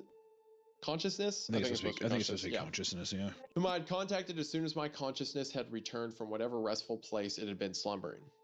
I was deeply worried that I would come under suspicion of foul play, but upon hearing that the doctor was paying me close to £1 million for some antique books, a fortune I would no longer be getting due to a dispute with his estate that I later became embroiled in, I was cleared of any wrongdoing. It was ruled that the doctor had suffered a heart attack and died of natural causes while looking around in the dank of my cellar. For whatever reason, the police force decided to conjure up in their follow-up report. I did not mention the mirror and lied when informing the police that the light of my cellar was on when I found the doctor's body. In truth, I had returned the mirror to its position, complete with covered sheet before I had called the police, and had also taken the pieces of gold from his pockets. I did this in order to deprive the police of a motive, but also because I simply had no desire for the mirror to come under anyone's scrutiny. And I told a single living soul about strange, glowing, and disgusting seaside stenches attached to the grisly scene in my cellar, I had little doubt I would have been carted away and given a new home at Byron House. Thankfully, I still had plenty of time left before returning to work, so I was able to come to terms with the loss of my dreams and ambitions that the doctor's money would have afforded me. It was particularly crushing to have had such a fortune laid before me, only to have it cruelly snatched away, seemingly by one of my uncle's possessions. I had purposefully kept the thought of the mirror and of those dread footprints far out of my mind, but try as I might, they returned again and again to me, mainly at night when lost in the abyssal embrace of hypnosis. Again and again, the grotesque pantomime played out in my dreams, occasionally with extra details that had either been omitted from the original memory due to shock or added anew from the depths of my disturbed imagination. Sometimes the doctor was still on the cusp of life, sputtering out a blood-drenched warning and pointing at the mirror desperately in his last thrashing moments. Other times I witnessed his body slowly being dragged into the mirror as its glass surface splashed and rippled like water. Finally, one terrible night, I had seen what I thought to be a huge flabby claw sinking back into the surface of the mirror with deliberate lugubrious? What is that? Is that lugubrious? Lugubrious? Lugubrious? With deliberate lugubrious intent. Lugubrious. I've never heard that word in my life. Lugubrious. Lugubrious.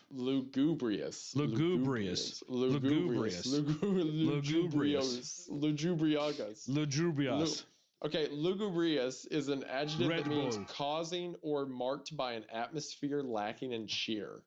Red Bull. Causing or marked by an atmosphere lacking in cheer. Red Bull. Yeah, Red Bull, thank you. Okay. It gives you wings. Lugubrious. It gives you lugubrious wings. It gives you Luigi Brius wings. It gives you lugubrious Monster. This dream sickness soon became an invading presence in my life, and even when the time came for me to return to work, I would often be so fatigued from the stress of my nightmares that I would finish work early or call in sick on the days after I had experienced a strange session of the feverish night, haunted imaginings. I consulted my family doctor, who simply dismissed the dreams and prescribed me sleeping pills, which I soon discovered made my dreams more vivid, forcing me to discard them after just 2 nights. Yeah, great time. Desperate to starve off the midnight illusions that plagued my dreams, I took to consuming copious amounts of black coffee and spending my nights sat in my garden smoking cigarettes.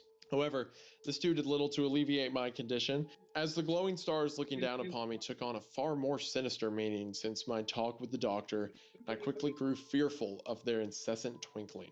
This period of restlessness lasted for nearly a month and resulted in me being fired from my job and losing what little human contact I had in my lonesome life. It was an irregular visit from my mother, however, brought me out of my malaise and sharpened my focus once more. I confided in her all those things that Dr. Glass had told me on that fateful night and watched her face remain unchanged throughout the entire revelation. Not so much a revelation for her, I felt. Surprisingly, she said very little and simply made a comment while sipping a cup of tea in my garden. Such things had been said about the Marsh family for years, as well as Kirsten Innsmouth from whence our family came. She did admit that she knew very little of our family's roots and had almost no contact with relatives. She had practically raised herself. Yeah, My sure. cousin, who had cared for, spent most of his waking hours carry. The train's journey was pleasant enough, with changes over at Manchester Piccadilly and then Barrow-in-Furness. Despite the usual overcast weather of northwest England, the countryside was still an open beauty to behold, and I allowed myself a few hours of respite as I drank in the dark green essence of its untamed rolling hills and feral woodlands. Eventually, the scenery gave way to the various villages and towns that precipitated the train's arrival in Seascale, and the greenery disappeared amidst the dull gray buildings and hotels of the seaside resort. Eli had no intention of meeting me at the station and had instead given me instructions to call upon him at any time of day at my grandparents' home. He had expressed a dislike of the daylight, and I imagined that he too must be a victim of the sinister wasting disease that had afflicted my mother's parents in so gruesome a fashion. I had intended to make more of a day for myself in town whilst visiting Eli, but the autumn clouds and light rain do little to vitalize a tourist hunger, and after a short 30-minute stroll around and a lunch at one of the many seaside cafes, I instead decided to make my way straight to the house on Reed's Avenue and see exactly what light my distant cousin could shed upon the macabre conundrum that had made its way into my life. Reed's Avenue was a street crowded by various bed and breakfast establishments and other tall, narrow buildings, nothing more than a simple row of heartless Edwardian constructions that overlooked the crumbling coastline and rolling sea. I paused several times and overlooked the benches on my way, allowing myself to fantasize morbidly over my uncle's suicide and final moments. That plump, naked, flabby body making its way to the water's edge with as much momentum as its master could muster, and then a simple wade out to sea until his body finally gave into the cold grip of the sea, sank beneath the water. The wind around the coast was particularly ferocious, and it not only chilled me, but also carried upon it the seaside stenches of rotting crustaceans and slimy rocks, an aroma that caused my nighttime terrors to resurrect momentarily and persuade me to finally move along towards the home of Eli Marsh. The house was sandwiched in between 2 beds and breakfasts, a tall 3-story building painted in a washed-out white with a rusting iron fence crowning the outside. Every single window visible was either boarded up or concealed with thick curtains. It appeared that Eli was a man who valued his privacy. Some simple stone steps led up to the red-painted front door, the only source of color found on the entire building. This was somewhat offset by the peeling paint that revealed the dull, cracked brown beneath. I was about to knock. I noticed a piece of card on the ground, held in place by a bottle of milk that had most definitely soured. A short message, or more accurately an order, scribbled upon it in a poor but strangely familiar script. Holding up the card, I opened the front door, which was unlocked as per the note's description, walked into the gloom of the narrow hallway. Notes had to be written by the uncle, right? That's what I think. That's what I think. Because he's been looking at the notes and stuff for so long that he's like, oh, that looks familiar. The uncle might be alive. Oh, the uncle's definitely alive. I think that he emerged from the ocean, left that thing, and went back probably. Yeah. Like the outside, the interior of the home was much taller than it was wide, and the staircase presented before me appeared to lean oddly at the top, giving the illusion that the house was fatigued and resting upon its neighboring establishment for support. It was difficult to see much in the dark of the hallway. I tried to turn on the lights with a few flicks of the nearby switch, but to no avail. A doorway to my right led into what must have been a downstairs living room, and I proceeded to investigate. A bare wooden floor and not a scrap of furniture to be found. This, coupled with thick sheets that had been crudely nailed into the window frame and were doing a superb job of keeping out the feeble light, was all the living room had to offer. I quickly established that this was not a home, it was a mausoleum. I was about to enter another room leading off from the back of my current whereabouts, kitchen perhaps, when a series of loud, sharp knocks startled me and immediately made me look upwards at the source of their location. I will admit freely that this disturbed me greatly, and I wondered if I had perhaps left reality behind and stumbled onto the pages of the apocryphal ghost story. You were 100% right. This reads exactly like Lovecraft. Yeah. Like the way things are described in moments and stuff. Yeah, 100%. Nail on the head with that one, yeah. I froze like a rabbit confronted by the sight of a predator and waited in silence to see what would happen next. Again, the thumps pierced the silence I stood within, but this time I followed their source and stood at the bottom of the staircase, its thin, decayed carpet doing a poor job of concealing the dry rot beneath. Whatever courage I summed up must have come from the realization that I was here to see a member of my own family, not some moaning spirit wrapped in chains. I smiled to myself in an effort to banish away the fear that had coiled its way into my heart. Surprisingly, the stairs made little noise as I ascended them as quickly as possible, jumping 2 steps with my stride until I arrived at the landing. Several doors lay before me, but only one was open. From the room within, I could hear a series of low wheezes and finally a sickly, wet cough. With more than a little reservation, I knocked and gently pushed the door inwards. What greeted me was similar to the downstairs, bare floorboard underfoot and a covered-up window frame. Although, that was not all to be found. It's 2 chairs, large and crimson, covered in dust, had been placed in the center of the room. And sitting in one of them was a shadowy bundle of rags, worn clothing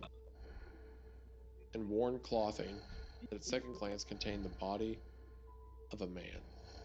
It gestured towards the vacant chair opposite. I reluctantly obeyed, placing my briefcase down, taking off my hat. I could see very little underneath what I presumed to be my cousin's clothing. Even his face was concealed with a scarf and a flat cap balanced ignobility upon his somewhat misshapen head.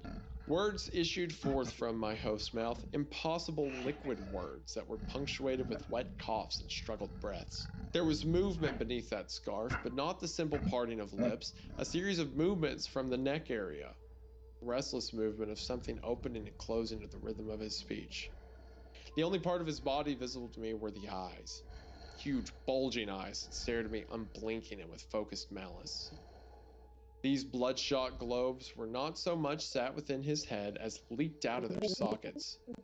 Some unseen force keeping their jelly from outright streaming down his face. Despite their obvious vulgarity, these repulsive gelatinous spheres were at once familiar and alien to me. The marsh look was obviously something I knew all too well, but to see it in such an advanced state and up close horrified me to my core. It took me several moments to recognize the words that Eli was forcing out of his mouth. Have the book. He spoke, bandaged hands outstretched before me like a begging child. I nodded and picked up my case, clicking it open and passing him Things of the Water along with my uncle's notes. Produces a pencil and started to write on the back pages of my uncle's diary, checking over the tome for some kind of unspoken reference and occasionally looking up at me with his flowing frog-spawn eyes.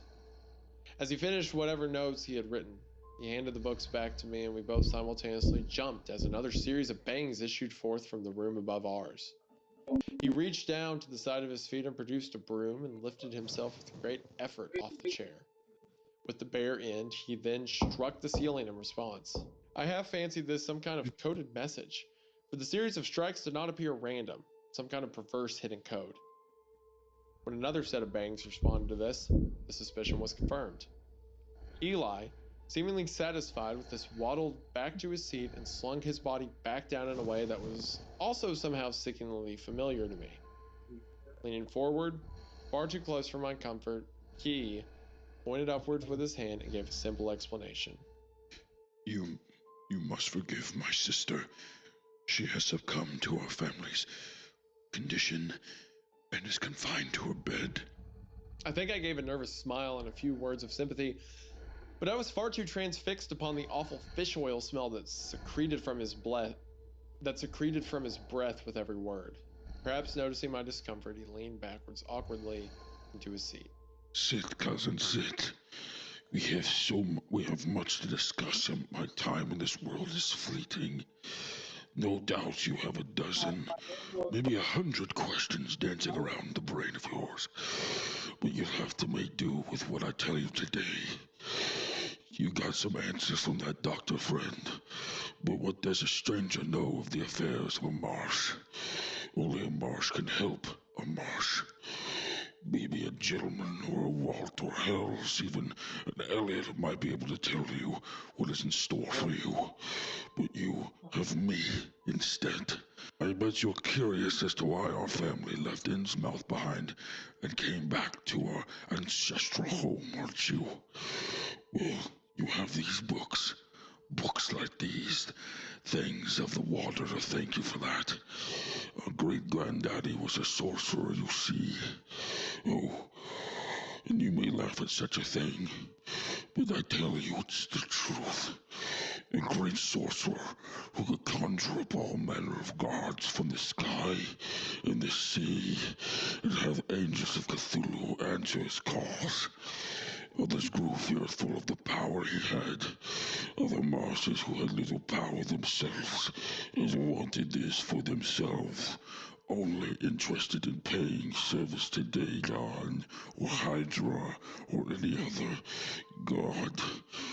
Granddaddy Marsh used the names of the great old ones himself, without any priest of Dagon present. They forced him out, chased him and his deep one bride out of Innsmouth along with their children, and forbid them to ever return. Why didn't the Order of Dagon have them killed? Well, who knows? Maybe they feared his power. Maybe they thought old Dagon himself would come to collect his due, or the traitor, but it never happened. Okay, so first of all, you are an incredible voice actor. Oh, thanks, man. So I'm glad you like that. That entire time I was like, I just like went into a trance, and I was looking at the fish man under the rags, like. Oh, sick, man. Yeah, I tried to get a gurgly thing going. That was so stupidly good. To follow up on that, how is it that you have trouble reading a text message if you have to just read text, but if you adopt a character's voice, you can read the cult and pragmaticians of Cthulhu and the granddaddy of March without a single break? Like, I don't know. I think I was pretty immersed myself, if I'm being honest. You were so into it that you couldn't fathom saying a word wrong. For what? Okay, yeah. Again, this story's awesome. I love this, but to clarify what was being said there, so their family comes from a line of people who worshipped Cthulhu, right? Yeah, obviously some kind of fish kind of people, whatever, that were practicing in some kind of religion, and some people, what seemed to be, they were greedy and only sorcerer,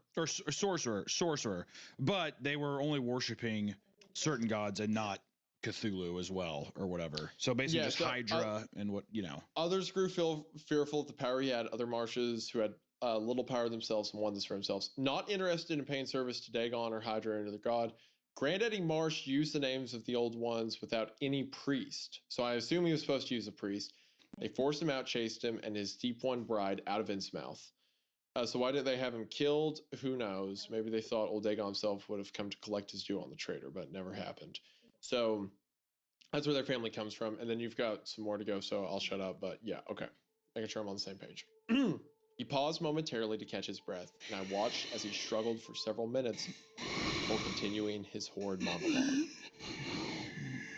The mirror could be another reason.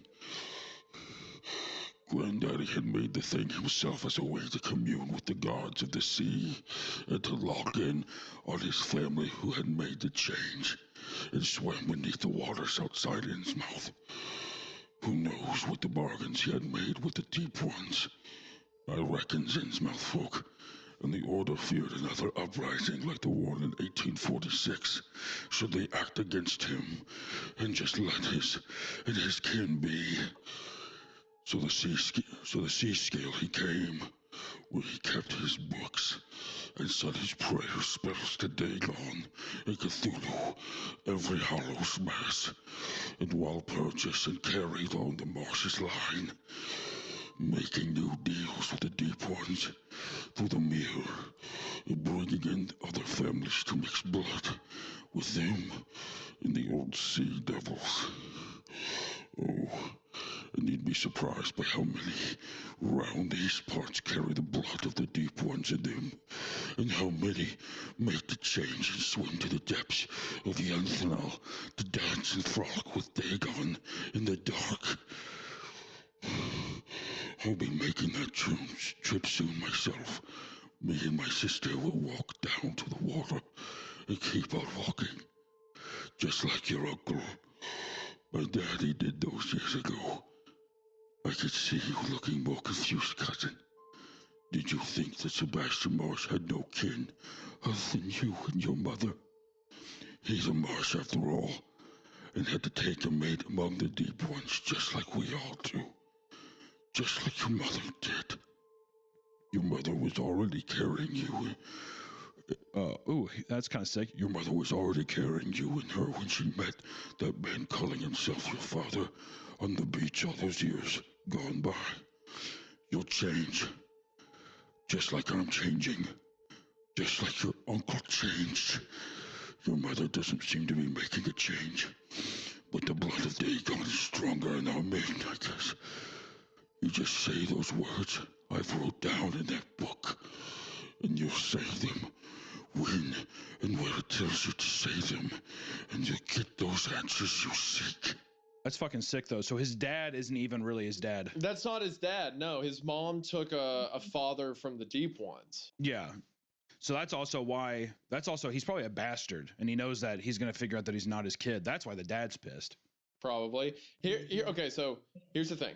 We've got the we have like his family from Innsmouth was a sorcerer that called upon these gods, right? And then one time he did the ritual. One time his ancestors, great-grandfather, whatever, did the ritual wrong, was forced to run away, but he made bargains with the Deep Ones. So it sounds like these bargains are that we will continue on your line, we'll continue on your people. Yeah. So they begin to have children with the Deep Ones, make more kids for them, then eventually those children grow up and then return to the sea. And it seems that's what's been happening to the family. That's what happened to his uncle. That's what happened to our narrator. So yeah, his mom knows all of this. His mom is, had a child with one of the Deep Ones. I think she wants him to, though. I think she wants him to turn. I think that's another reason why, too, she was so like, oh, well, you're not going to sell them, are you? Because inside of that book is the knowledge of how he can transform, and the spell can be completed to where he can return to the family. I think that's important to her. Well, she also has to know that her son is half Deep One, half like a. Well, exactly. I think that she definitely knows. Yeah. Yeah. Because also, I think sorry to interrupt. I was going to say, I think that because it seems that men transform much faster than women. So what I'm guessing is it's more pronounced in the men. Yeah. Yeah. So what I'm guessing is she's like, oh, I need you to go because one day I'm going to join you whenever I'm fully changed as well. Yeah. That's all, like, man, the way. This is the kind of a thing across Lovecraft, but it's very well done in the story here. I'm forgetting that we're reading a creepypasta that was written last year and not like a Lovecraft story, right? This is the kind of flavor and shit I love. But like the phrasing there is so good where it's like you'd be surprised how many around these parts carry the blood of the Deep Ones, how many make the change and swim to the depths of Yenthanal to dance and frolic with Dagon in the dark. What a way to describe walking to the bottom of the ocean, Oh. Yeah. Dancing with Dagon in the dark goes so hard. Also, too, just seaside towns, beach towns, especially this Irish water, if they're in Ireland or wherever. Yeah. It's these things of like people re-entering their actual world from the beaches of like these landlocked towns and stuff. Really fun. Or ocean-locked towns, whatever. Do you think Sebastian Marsh had no kin other than you and your mother? So that would mean that Sebastian had multiple kids, is what I assume. Yeah, and he had to take a Deep One wife to have these kids. Yeah, interesting. Hunter, you're on a beach. If Fish Girl comes up to you, would you do it? Oh, 100%. You just go, 100%. Oh, if she looking tall, dark haired, and green eyed, she'd be looking however, dude. I'm saying wet and glistening, dude. She's just coming out. You know, she opens her mouth and there's all kinds of like eldritch sounds coming out. I'm just like, my ass is the literal first beginning beats. I'm seeing that she's singing some kind of like hypnotic siren, right? Whatever. I'm thinking, and I'm thinking 1, 2, 3, 4, 5. Everybody in the club, take the bullets, right? I'm just Mambo number 5 the entire time. I'm gonna start dancing like I'm with Lou Bega, dude. That's what I'm thinking. I mean, you gotta be out there. You gotta start singing with him. You gotta be like, "Oh, I bid farewell to the ports and the lands." And you're like walking into the ocean. And my bones in the ocean forever will be like. you're just going after that scaly. Oh man, I'm trying to count them scales. I'm trying to see if those scales talk back. You know, I am, dude. I'm playing. Yeah. No shit. I'm playing tic-tac-toe on those things. That's right. I'm doing some Morse code. I'm pushing some buttons. Hey, we're pushing buttons again. Is what we're doing. We're flipping switches, pushing. Whatever they got going on, we're gonna figure this out. We're gonna crack the code. Start speaking Cthulhu by the end of it. No shit. Yeah, exactly. I'm gonna be rolling R's and all kinds of stuff, dude. It's gonna be unbelievable. I'm gonna be rolling. Okay. Anyway. He said nothing more, and I waited for several minutes just in case fatigue had caused him to pause for breath. He did not say anything more on the matter. Perhaps knowing that what he had added to the diary was all I truly needed to know.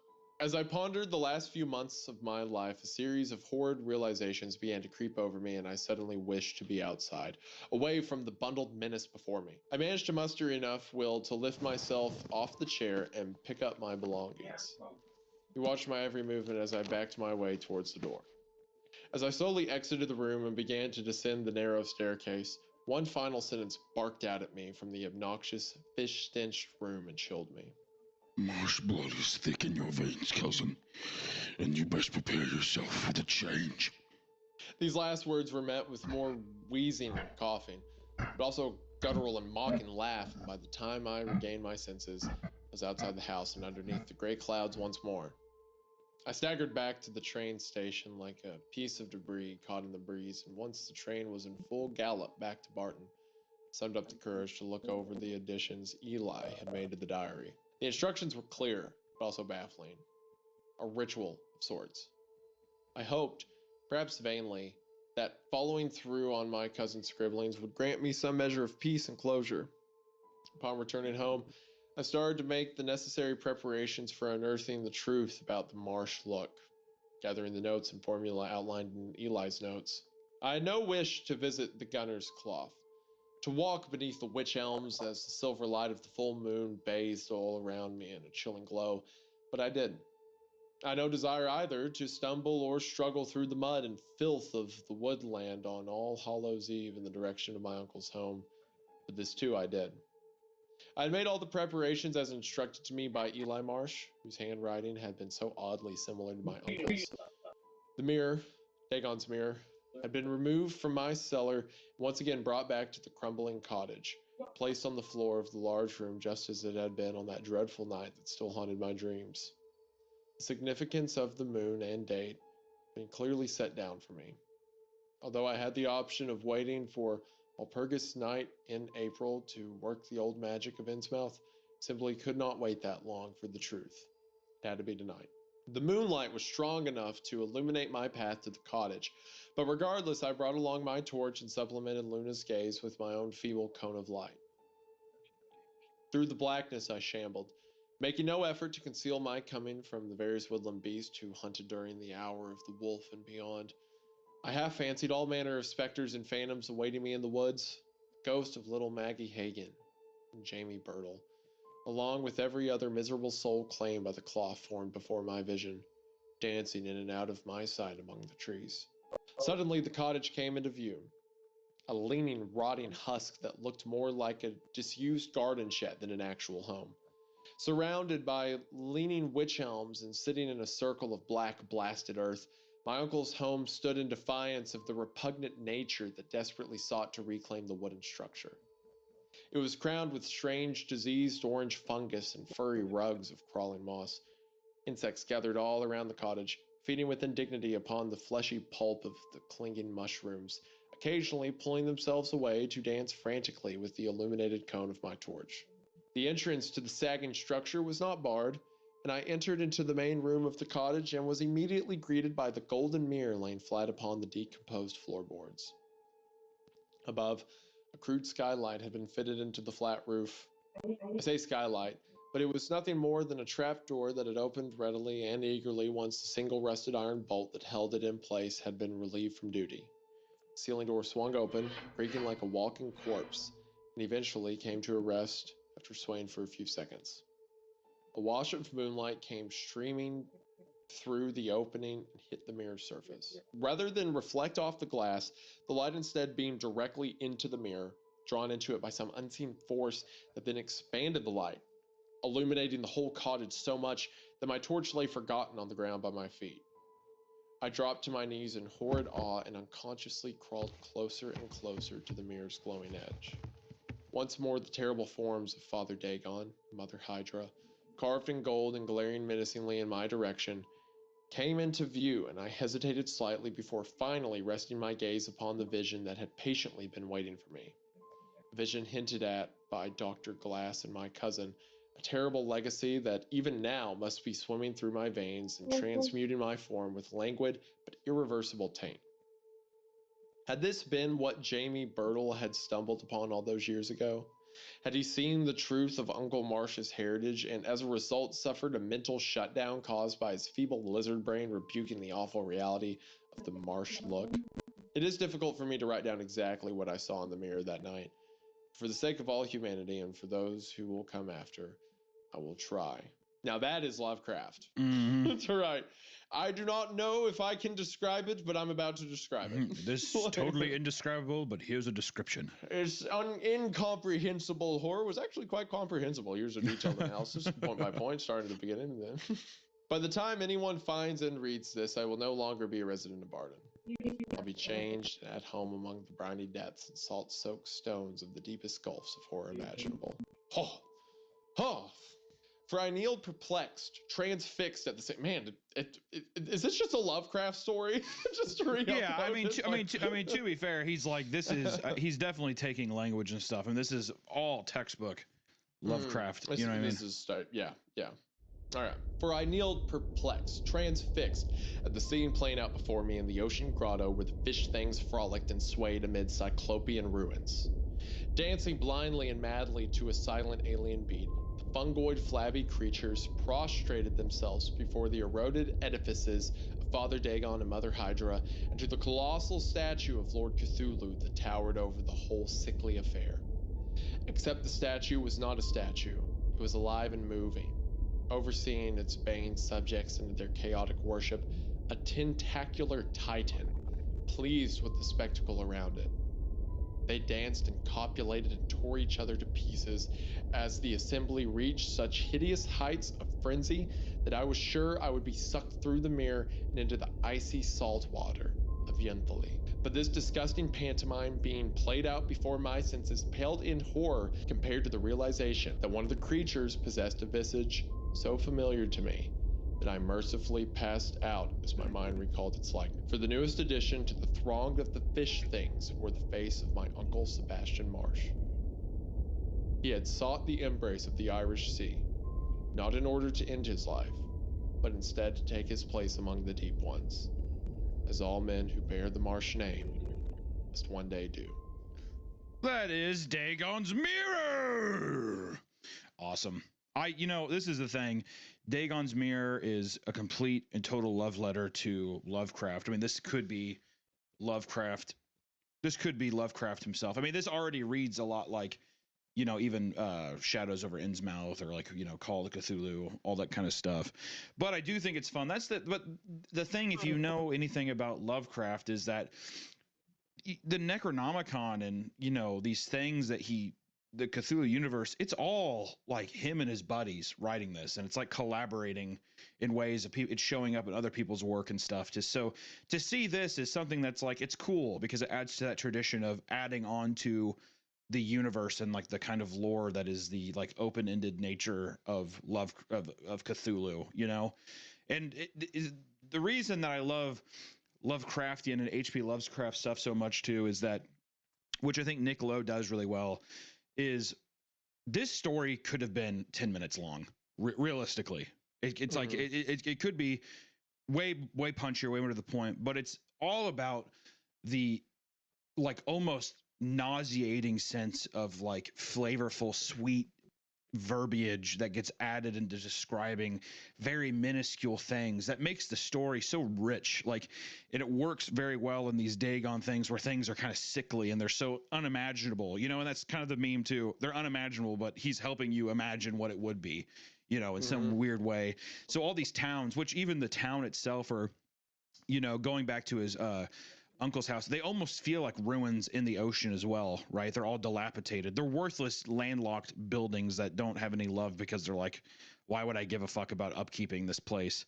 You know, even the fungus growing on them is almost like moss in the ocean growing on something. It's really nice.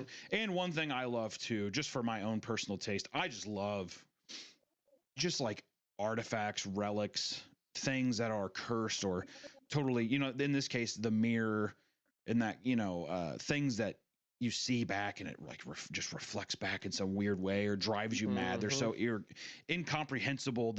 The madness just takes your mind immediately. I think is just awesome. And that's, I love this shit, but I can see how people would be like, it was just grating. Like it's too wordy. You know, I think that there's, it's I feel like it's very divisive or decisive. If someone does not like this, I don't want to talk to them. I mean, I get it if people are like, it's so, and also too, Lovecraftian stuff can be, I wouldn't say one note, isn't it? But that's just like, it's my favorite note, you know? I love it. That was so fun. I love it. Yeah. Like, yeah, sure. It's not like there were super deep character arcs and there wasn't like a ton of like highs and lows and stuff, but Lovecraft's original stuff isn't that way. It's about the theme. It's about the concept. What I love about Lovecraft so much is most of his horror comes from the insurmountableness of it, that there is an entity that we can't even hope to understand, much less beat, right? And this entire story, Dagon's Mirror, is about a guy discovering that one day he will become this monster and he is all, from the day he was born, he was set to walk into the ocean and become a part of this ritual of darkness, right? Yeah. And he sees it before it happens and he is powerless to stop it. That is where the horror of it comes from. And it's everything that is pushing him that direction that proves fighting against it's fruitless. That's where a lot of Lovecraft's horror comes from. And I think this story did a great job encapsulating that. Yeah. I mean, I think that a story about basically it's following in your family's footsteps is undeniable. Like it's you can't escape it. It's much like the movie Hereditary. It's like it feels almost at times your life is already pre-planned, you know, everything that's happened, which is just kind of horrifying within itself. But even he has I think that one thing I like too is that our main character doesn't really try to fight it. He's just kind of like, it is what it is, you know. I think he understands that, which is nice.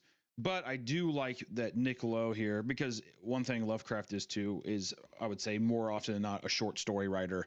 And it's nice. I'm glad that it's like in the year 2024 that there's a guy still writing like a homage short story piece that would feel something similar that maybe Lovecraft would have written in the 30s or whatever. Really, really fun. I mean, I love this shit. It's like everything I love. Recommendations movie wise, if you guys haven't seen any of Stuart Gordon's shit, like Reanimator, fucking, you know, From Beyond, even they have a Dagon movie. It's horrible. It's so cheesy, but I love it so much. It's great. Tons of Fish People, if you like that.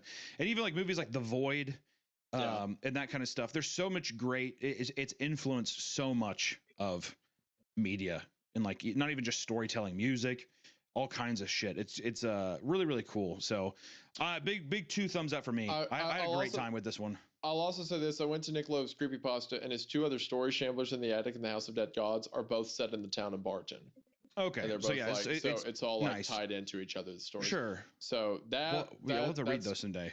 Yeah, well, we need to read those, I think. If you all like this at all, I think we need to read those. I love that story. It was awesome. It caught the vibe of Lovecraft so well for me, and I love that kind of horror, and I think it's so fun. It's so well done. It's like a modern mythology. It's great. Yeah, well, it's like it's modern. It's more modern fairy tales. Like that's really like a lot of the time. That's what you really hit the nail on the head earlier, I think, by saying that it reads like a grim fairy tale, because it is. And even like it reads a little bit like Edgar Allan Poe stuff too, that kind of like very grimdark. Well, that's really like the early, Gothic, exactly. That's really like the earliest versions of Gothic, or like macabre literature. It was taking like the tones and like themes of fairy tales and then making them morbid.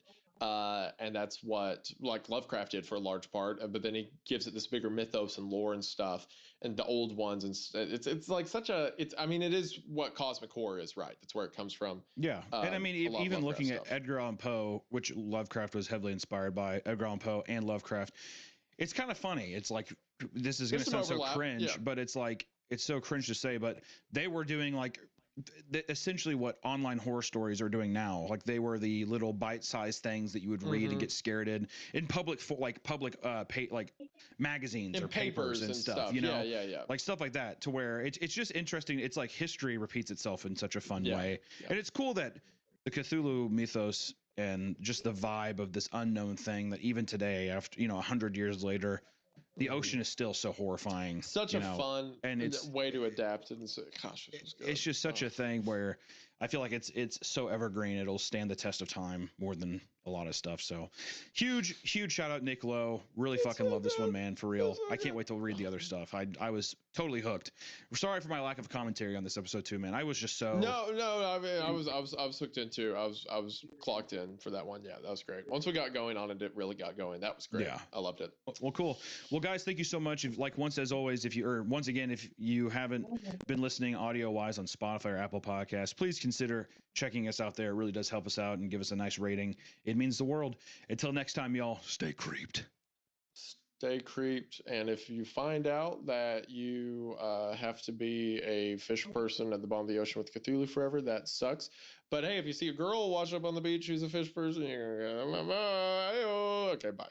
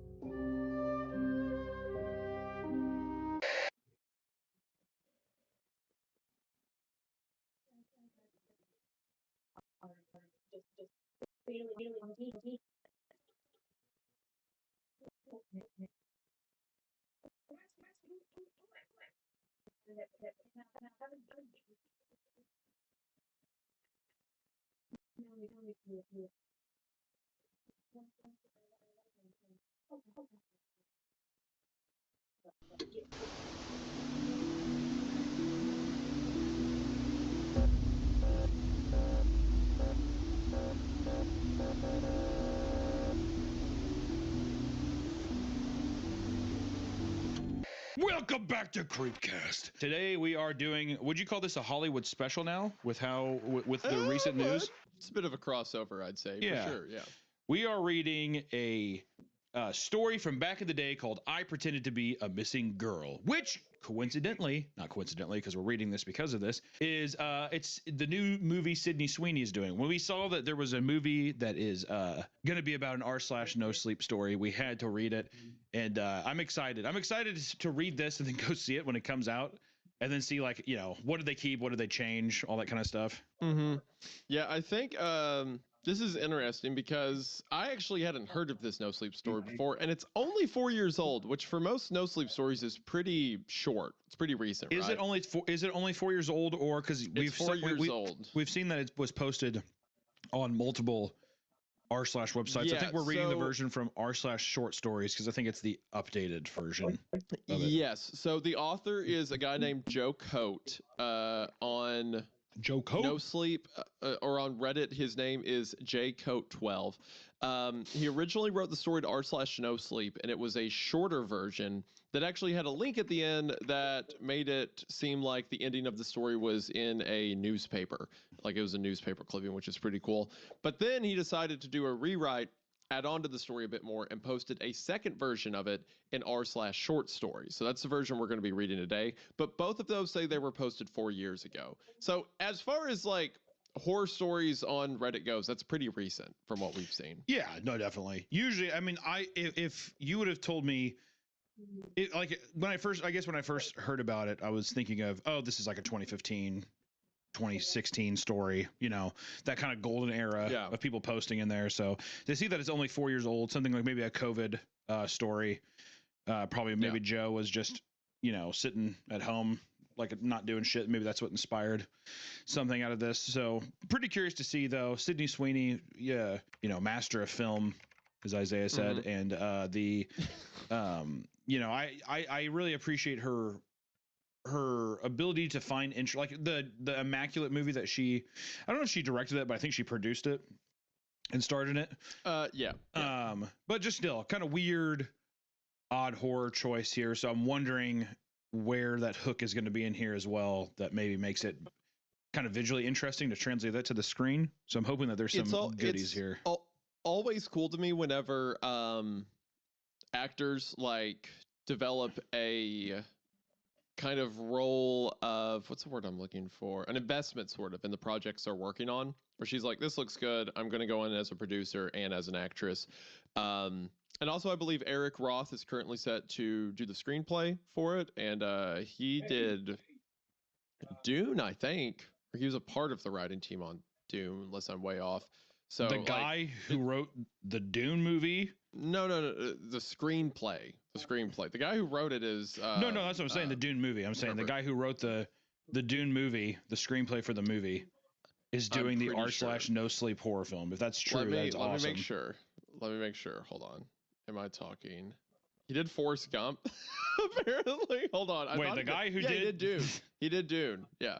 Wow. He did Dune and Forrest Gump. Good for you, Sydney. Eric Roth. Good for Sydney Sweeney for getting that. That's fucking crazy. I like how the guy's just like Forrest Gump, Dune, and then now I pretended to be a missing girl with Sydney Sweeney. r/classic. Look, I hope it's good. All I'm saying, this is pretty stacked so far. Yeah, like, this is a killer. This is a killer lineup. I say we just fucking hop in. Also, congratulations to Joe Coat for like writing a story on No Sleep 4 years ago to get to this. Also, according to what I've seen online, he is a high school English teacher. So he's just like an English teacher who likes stories, who wrote this, and now it's got all this traction. So congratulations. Be sure to check him out on Reddit. I couldn't find any other definitive links to like his socials or stuff like that, but as this becomes more popular, like as the story gets made into a film, I'm sure it'll come out. But congrats, Joe. That is very cool. Good he seems like you were saying to be pretty active on Reddit, so go give him some support there. Go read some of his other stuff as well. And you know, Joe, like you said, congratulations, man. The guy who fucking wrote Dune and Forrest Gump is writing the screenplay to your movie. That's pretty sick. Pretty sick. Now here's the real kicker. Do I try to do a Sydney Sweeney impression for this episode? What does your Sydney Sweeney impression sound like? I'm trying to think. I've seen her in Euphoria a lot, and it's like, I don't even know. It's not Valley Girl. It's more. It's just kind of. I guess it's just be a regular girl's voice. She's kind of got that. It's not Southern, but it's like Wyoming, sorta. Like northwest draw, you know. How does that go for you? What does that look like for you? I can't do impressions. I don't want to do that to myself right now. It's like it's kind of Valley Girl. I can't. You know what? Whatever your heart thinks is the right move with this one. Okay, I'll trust you to it. All right, we'll see. Well, if it's horrible, I don't want to be judged. Okay, well, you should be, I think. Okay. Also, if my voice is a little rough in this episode, I apologize. I was on a flight yesterday, and there was a guy behind me who just had the wettest, like, sickly cough I think I've ever heard. It sounded like he was like gurgling as he was coughing. I was like sitting there and I was like, where are you going with this? Like as the cough was floating around me, like you could smell the pestilence in it. It was rough. So I'm feeling a little under the weather today. I think I caught whatever he has. I'm once again a rat inside of God's hot car. And I'm pushing through, but if I suffer, it's that guy's fault, but also Hunter's somehow. Channel Sydney Sweeney's vision for this movie, for this story to turn into a movie, and let that guide you to a blissful reading experience that we're getting ready to endure. Thank you. I appreciate that, Hunter. Here we go. I pretended to be a missing girl. Michaela Murray went missing 12 years ago, on the eve of her 18th birthday. She didn't have any big plans or anything, but her friends described her as having been in a particularly good mood for what was an otherwise perfectly normal Friday. She'd gone to school, soccer practice, work, and then came home for a night of movies with her kid brother, James. He was more excited for her birthday than she was. Even wanted to stay awake with her until midnight, but, of course, had fallen asleep right away. When he woke in the middle of the night, he saw her headlights shining through his window and watched as they rushed down their country road, not knowing that it was the last he'd ever see her. The poor kid was only 5 and would be forever tormented over why she'd left him, or why she'd never come back. It wasn't until the sun came up on that cold Saturday morning that anyone realized something was wrong. Her parents entered her room to wish her a happy birthday, only to find her bed empty, car gone, and phone off. They'd started their rounds of calls to all of Michaela's friends, but nobody had seen or heard from her. Panic really started to set in when Michaela's car was found abandoned on the side of a heavily wooded road, facing the wrong direction, practically in the middle of nowhere. There were no parks or hiking trails, nor were there any signs of a struggle, or any evidence of where she might have gone next. Until Michaela's parents followed that road on a map, they knew she had a boyfriend, Tom. He was a year older and had just gone off to college. He'd been trying to get Michaela to come visit him, but her parents forbid it. But if they hadn't, this was the very road Michaela would have taken to get there. So while Linda Murray filed the missing persons report, Paul Murray sped on up that road, all the way to Tom's university. Tom swore to him, and later the investigators, that he hadn't seen her in weeks, that he had been in his room studying that night. His roommate confirmed as such, with the added disclosure of having later gone home, where he'd then spent that weekend. The rest was uncertain. The police looked deeper into Tom and found strands of Michaela's hair in his car, which proved nothing foul, but it spooked him enough into admitting that he'd seen Michaela more recently than he'd stated, that he'd picked her up late the weekend prior for a midnight drive. This sounded precisely like what had happened the night she'd gone missing, but police found nothing to substantiate it. Tom was eventually cleared as a suspect, and the Murrays would never let it go. They were certain he was involved in Michaela's disappearance. So certain that Paul Murray spent several nights sitting outside Tom's dorm, waiting to catch his daughter going in or out. Tom's family wanted to press charges, but Paul had friends in the sheriff's office who assured the family that it would not happen again, and left Paul with a very stern warning. But being friends with law enforcement only went so far, and the case would soon go cold. Days, weeks, and months passing by without any further updates. The public moved on, while the people in Michaela's life were left with this dark cloud of uncertainty, wondering what had happened to her, if she was out there somewhere, alive. And she was. She was about to return home after more than a decade gone. Because I'm Michaela Murray, and I ran away that night to start a new life. That's what I told the Murrays, anyway. I had no idea what happened to that girl. That's a fun hook. Okay.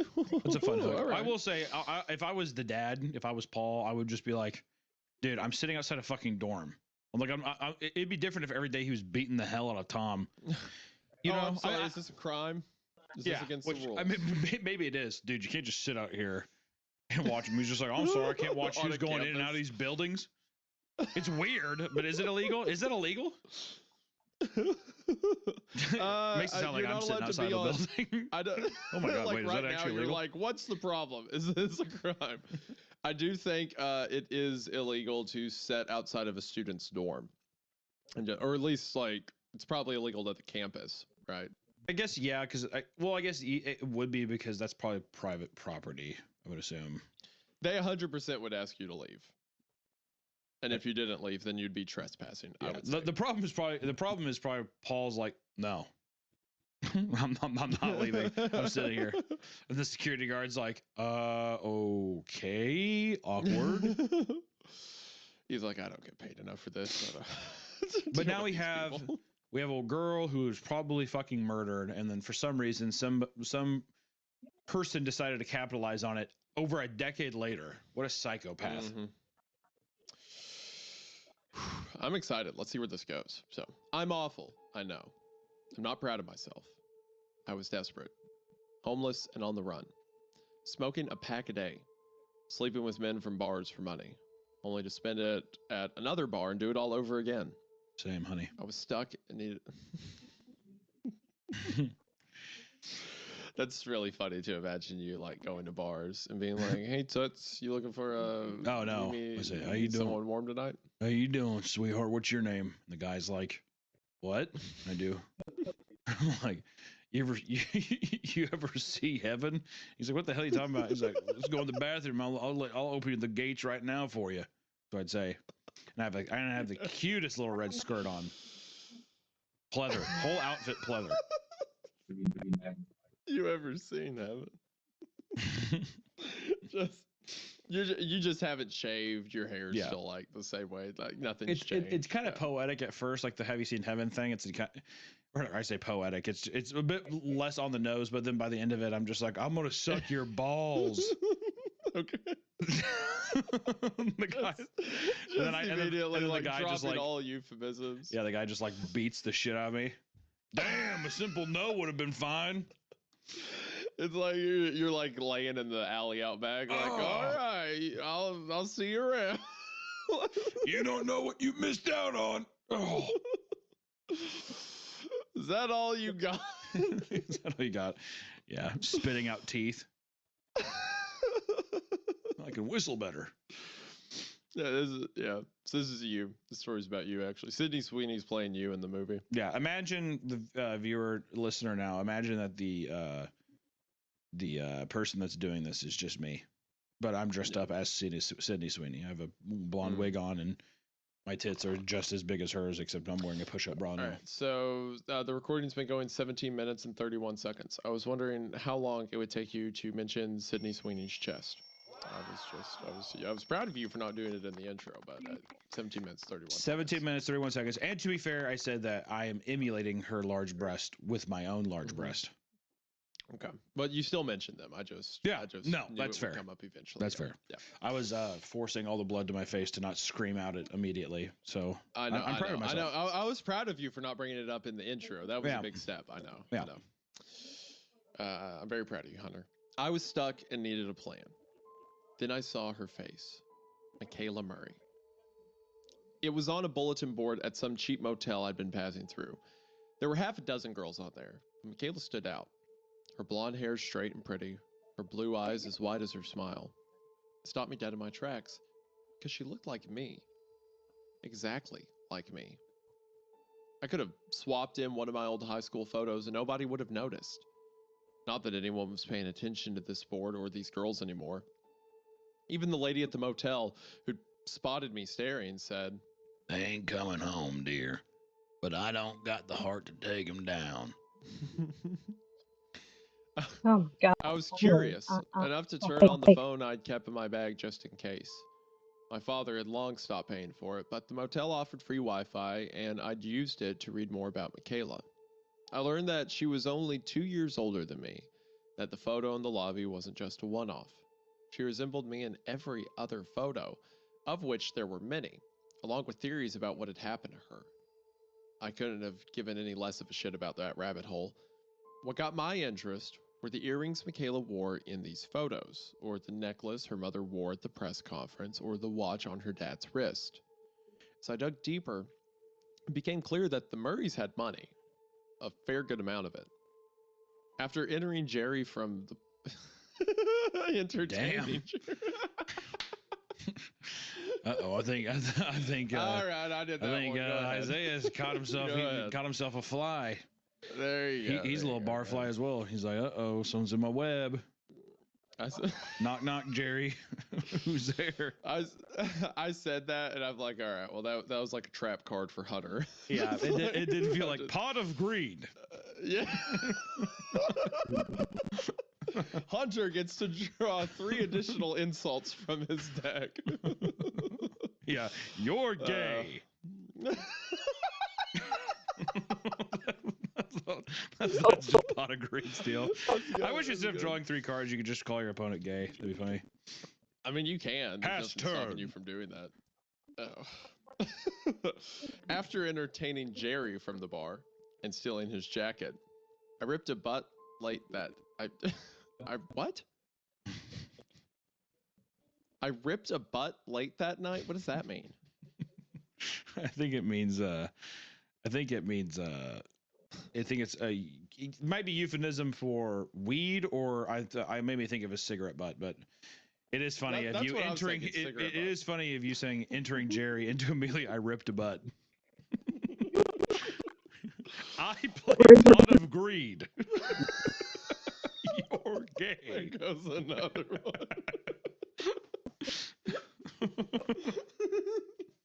Anytime I misspeak from here on out, I can just hear the sound effect.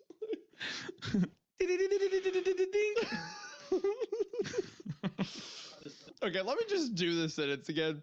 After entertaining Jerry from the bar and stealing his jacket, I ripped a butt late that night and decided one of those girls was coming home, and it was going to be me. That's it. I like the detail that, like, looking at the press conference photos and stuff, she noticed how much money they had by the jewelry they wore and like the earrings she had in pictures and stuff. Like, yeah, I don't know why. It made me think of Gone Girl, of like, just the press conference thing. Just they're not related really, but just the way that how I guess crafty the main character is in that movie, and just like able to manipulate situations and stuff. It's just cool. And also, yeah, if you were sitting there, you're like, holy fuck, I look like this person. And it's been over 10 years. I mean, I think plausibly you could be like, I feel like I could just fucking get away with this. Mm-hmm. I don't know how you'd sleep at night, but you know, you do what you got to do. Yeah, I mean, yeah. It's like, well, you know, I mean, if she's already willing to like sell herself for money, then like lying to a family is probably the better alternative, right? Yeah, I mean, I would much rather. Well, you know what? And this is not gonna. Honestly, here we go. Prostitution is nowhere near as evil as going to a family, lying to them, giving them hope that their daughter is alive and well. But I'll tell you, I would much rather. Be a wild take, but that's that was actually fine. Good, continue. Yeah, well, I was gonna say, I just don't get me wrong. Probably, if you were able to live with yourself for being a piece of shit, that's probably a much better life to live, for sure. But oh yeah, that's what I mean. That like she 100% is like, this is gonna be far easier. Yeah, like I don't want to. Yeah. Get the fuck out of these motels, all that stuff. Yeah. It's time to talk about something scary. Your health. I know I don't go to the doctor as much as I should. I have a diabetic foot that's rotting off, but I ignore that every day of my life. If I'm bleeding or feeling sick, I'll just lie in bed and sleep it away. That's only because I don't want to and are highly rated. It's doctor. So stop putting off those doctor's appointments and go to ZocDoc.com.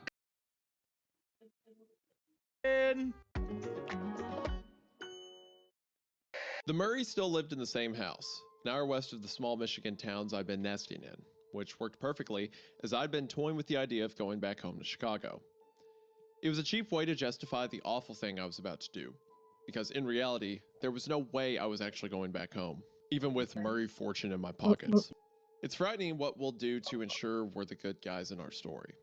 So I dished out a small chunk of my remaining cash to hop on a bus. I felt no hesitation or fear. Sure, it was risky, but I wasn't planning on being there for more than a night. I'd done enough research on Michaela to get in, find what I could take, and get out.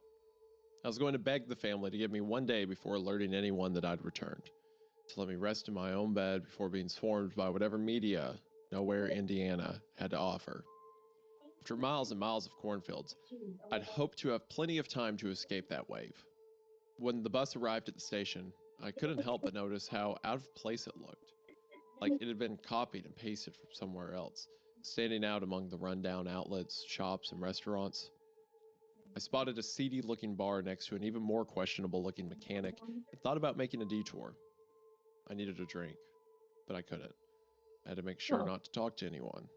Couldn't risk being mistaken for the town's longest missing girl. Not here. Not now. So when an older man approached me outside the station as I smoked one last cigarette, I'd panicked.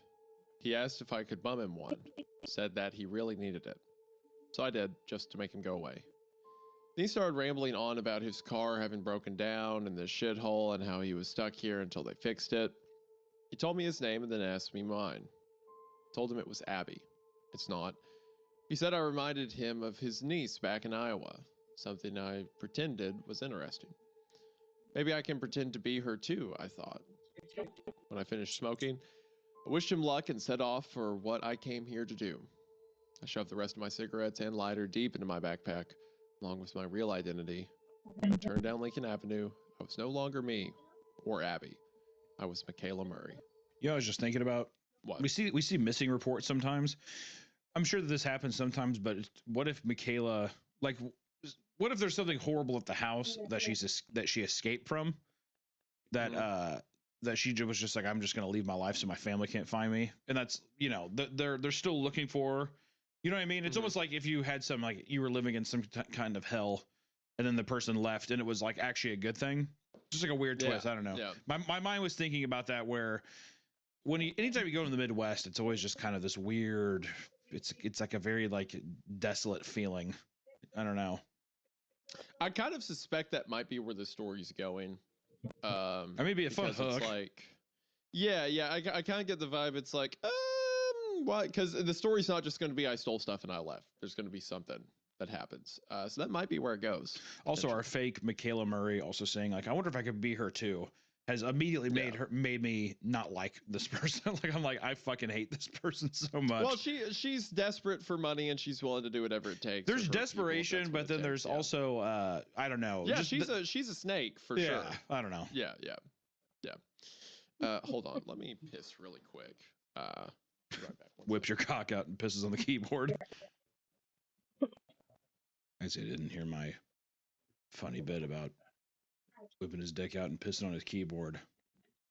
I said it to no laughs, and I kind of looked like a jackass. How foolish I am. Yeah, it was so clever too. It's like the absurdity of pissing on your own keyboard. I'll do better. It'd be kind of funny if the guy who's like, "Hey, can I bum a cigarette?" He's like, "Sure." He's like, "Yeah, I was just planning on ripping butt." And then like, if the author, if Joe just kept putting that in the story, it's like, what the fuck does that even mean? I assume it means like ripped a butt out of the case, like pulled a cigarette butt. But I don't think I've ever heard that phrase before. I've never heard I'm ripping a butt. I've heard ripping a cig. I've heard of people saying ripping a cigarette. But I don't. I just have not heard ripping a butt. Yeah, rip butt. Yeah, don't mind me. Yeah, just ripping butt out here. She's gonna go back. I would think that would mean farting. They're gonna have a nice. They're gonna have a nice dinner tonight, and the dad's gonna be like, "Michaela, would you like to rip butt?" Michaela, would you like us to rip butt together? Sure. I didn't know we did that as a family. Okay. The Murrays lived a pretty secluded life. Their home sat alone in the middle of endless plains. Their neighbors barely dots in the distance. I was starting to understand why Michaela might have run away. Although the house itself was beautiful, with many protruding sections and gables, a wraparound porch, and a large two-door garage. There is even an in-ground swimming pool out back, now covered and topped with autumn leaves, and a cute little gazebo further off in the field, draped in numerous flags and dream catchers, with flower pots lining the railings. It certainly didn't look like the kind of place tragedy had struck. I stepped quietly up the stairs and was almost spooked by my own reflection in the glass of their front door. Nerves were definitely setting in now. I rang the bell and felt my stomach sink. What if my dirty blonde hair wasn't light enough, or if Michaela had some obvious birthmark I'd overlooked? I was sweating underneath my coat, unable to recall the name of the man I'd taken it from. When the door opened, my heart stopped. Linda Murray was standing there in her casual weekend wear, pleasantly confused. Hello? She greeted me. Then her face went white in an instant, like her soul had left her body. She shrieked and clasped her hands to her mouth, bursting into tearful exclamations. Oh my God! Oh my God! She kept repeating. She suddenly lunged forward and squeezed me tighter than I would have liked, her arms attempting to wrap all the way around my backpack. I stood there awkwardly, bracing all of her weight onto mine, as she surely was about to collapse. The dog at her legs was barking madly, and as Linda's tears dropped onto my back, all I could think about was how pissed off I'd be had I gotten caught because the dog didn't recognize my scent. Okay, I will say, I guess I wasn't processing how evil this is. It's horrible. Just now. It's horrible. The mother cried and she's like, oh, this stupid dog. Like, it's like super villain levels of bad. Because in my head, I'm like, oh, she's going to steal money. Like, that's bad. But I wasn't thinking about the trauma she's putting this family through. A goddamn lot lizard is infiltrating a family's What? dude. And she's like, hope old Poochie here doesn't, he better not give the family any dog, idiot. Yeah, she's like irredeemable. Yeah. What is it, Linda? Michaela's dad called from somewhere inside. He soon appeared in the doorway, his button up tucked into his jeans. Up, like her, I just fall to puke. All right, there we go. James didn't move right away, and when he did, it was this slow, cautious crawl. I figured surely, of all people, I'd have been safest around James. After all, he'd hardly ever known his sister. Yet the baby blue eyes behind his jet black hair were piercing into mine, searching for the girl he so dearly missed. I couldn't think of what to say to him. I was distracted by the feel of the cigarettes in my bag. I needed one. Hi. Was all he mustered, stopping at the foot of the stairs. Hey, Goober. I had no idea if that was something Michaela ever called him. Yeah, she's just like dynamite. Just making up pet names on the fly. Okay, where's the food? Where's dinner at? Mamacita? Old Pops? To be fair, the mom and dads are throwing around pet names a lot. Baby, sissy, all that kind of shit. Yeah. So he's like, Goober? Yeah. Hey, That's Goober. Also really funny.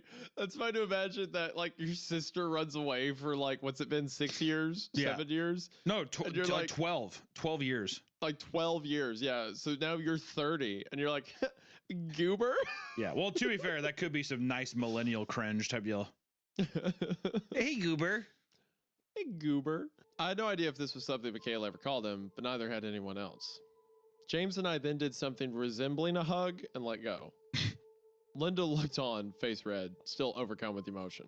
Paul was smiling at us. Let's go sit, yeah? You look exhausted. He wasn't wrong. I couldn't wait to sit down. There probably wasn't a piece of furniture in this place less comfortable than the mattress I'd been living on for the last decade.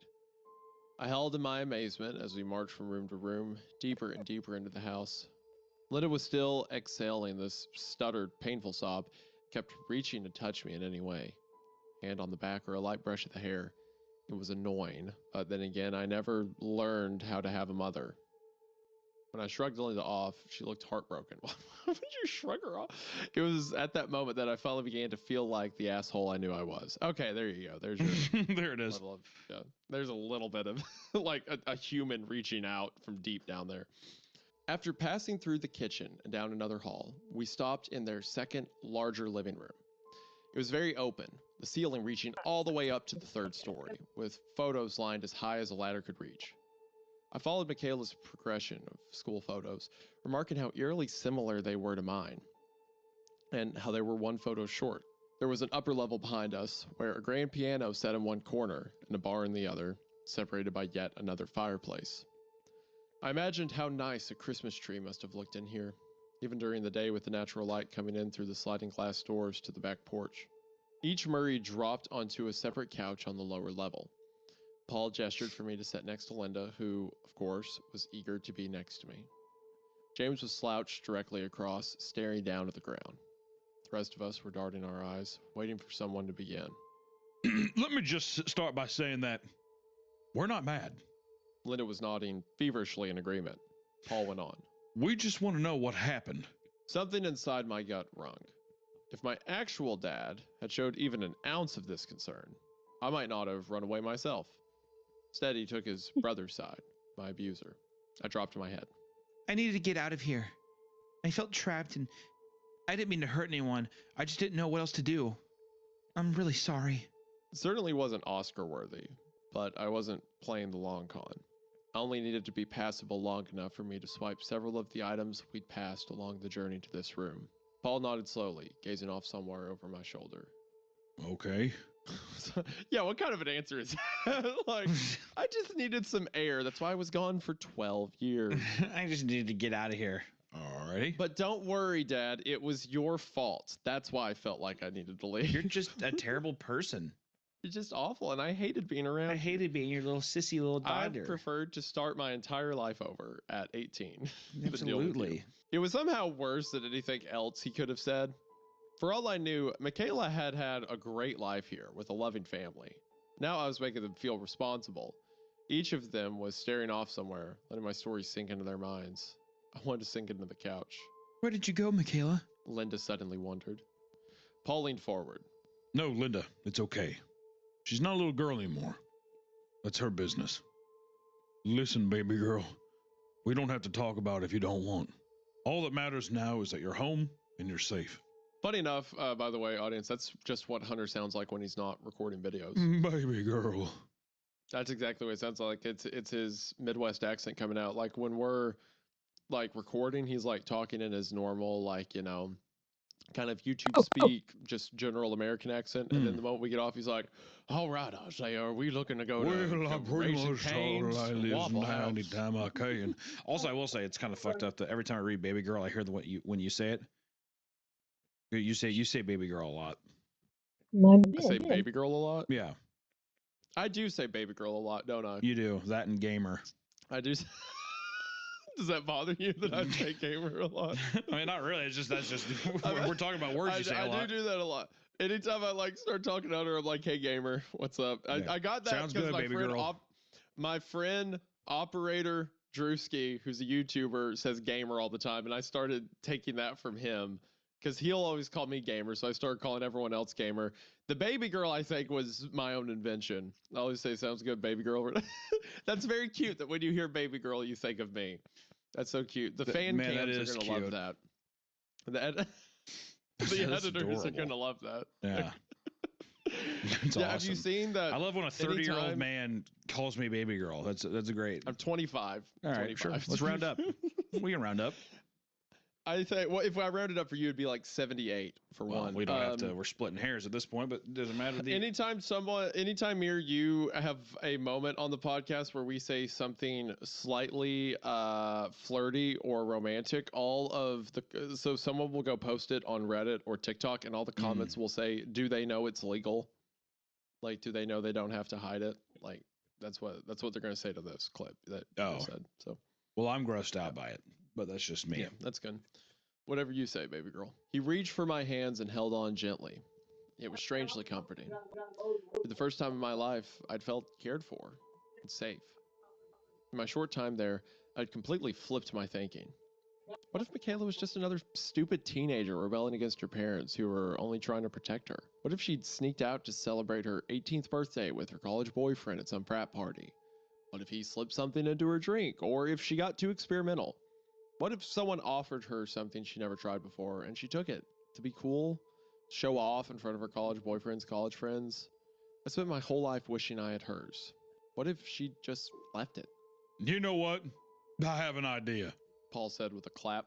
Linda, why don't you go out and get stuff for pork sandwiches? And I'll cook up some tater tots, yeah? He was looking at me with raised eyebrows like I was supposed to know what he was talking about, so I pretended to. This must have been some sort of Murray tradition or Michaela's favorite meal. That sounds great. I tried to smile at James, but it was clear he wasn't ready to forgive his sister for abandoning him. Linda hopped up. Michaela, sweetie, do you want to come with me? I hated how often she was saying her name and how she spoke to me like I was 5. Before I got a chance to respond, Paul chimed in. Hun, let her breathe. Run to the store and I'll get things started here. And you he said to me. Go rest up. It's gonna be crazy here by tomorrow. I just want to have one night as a family first. I could not have agreed more. Everything was going exactly as I had planned. Maybe better.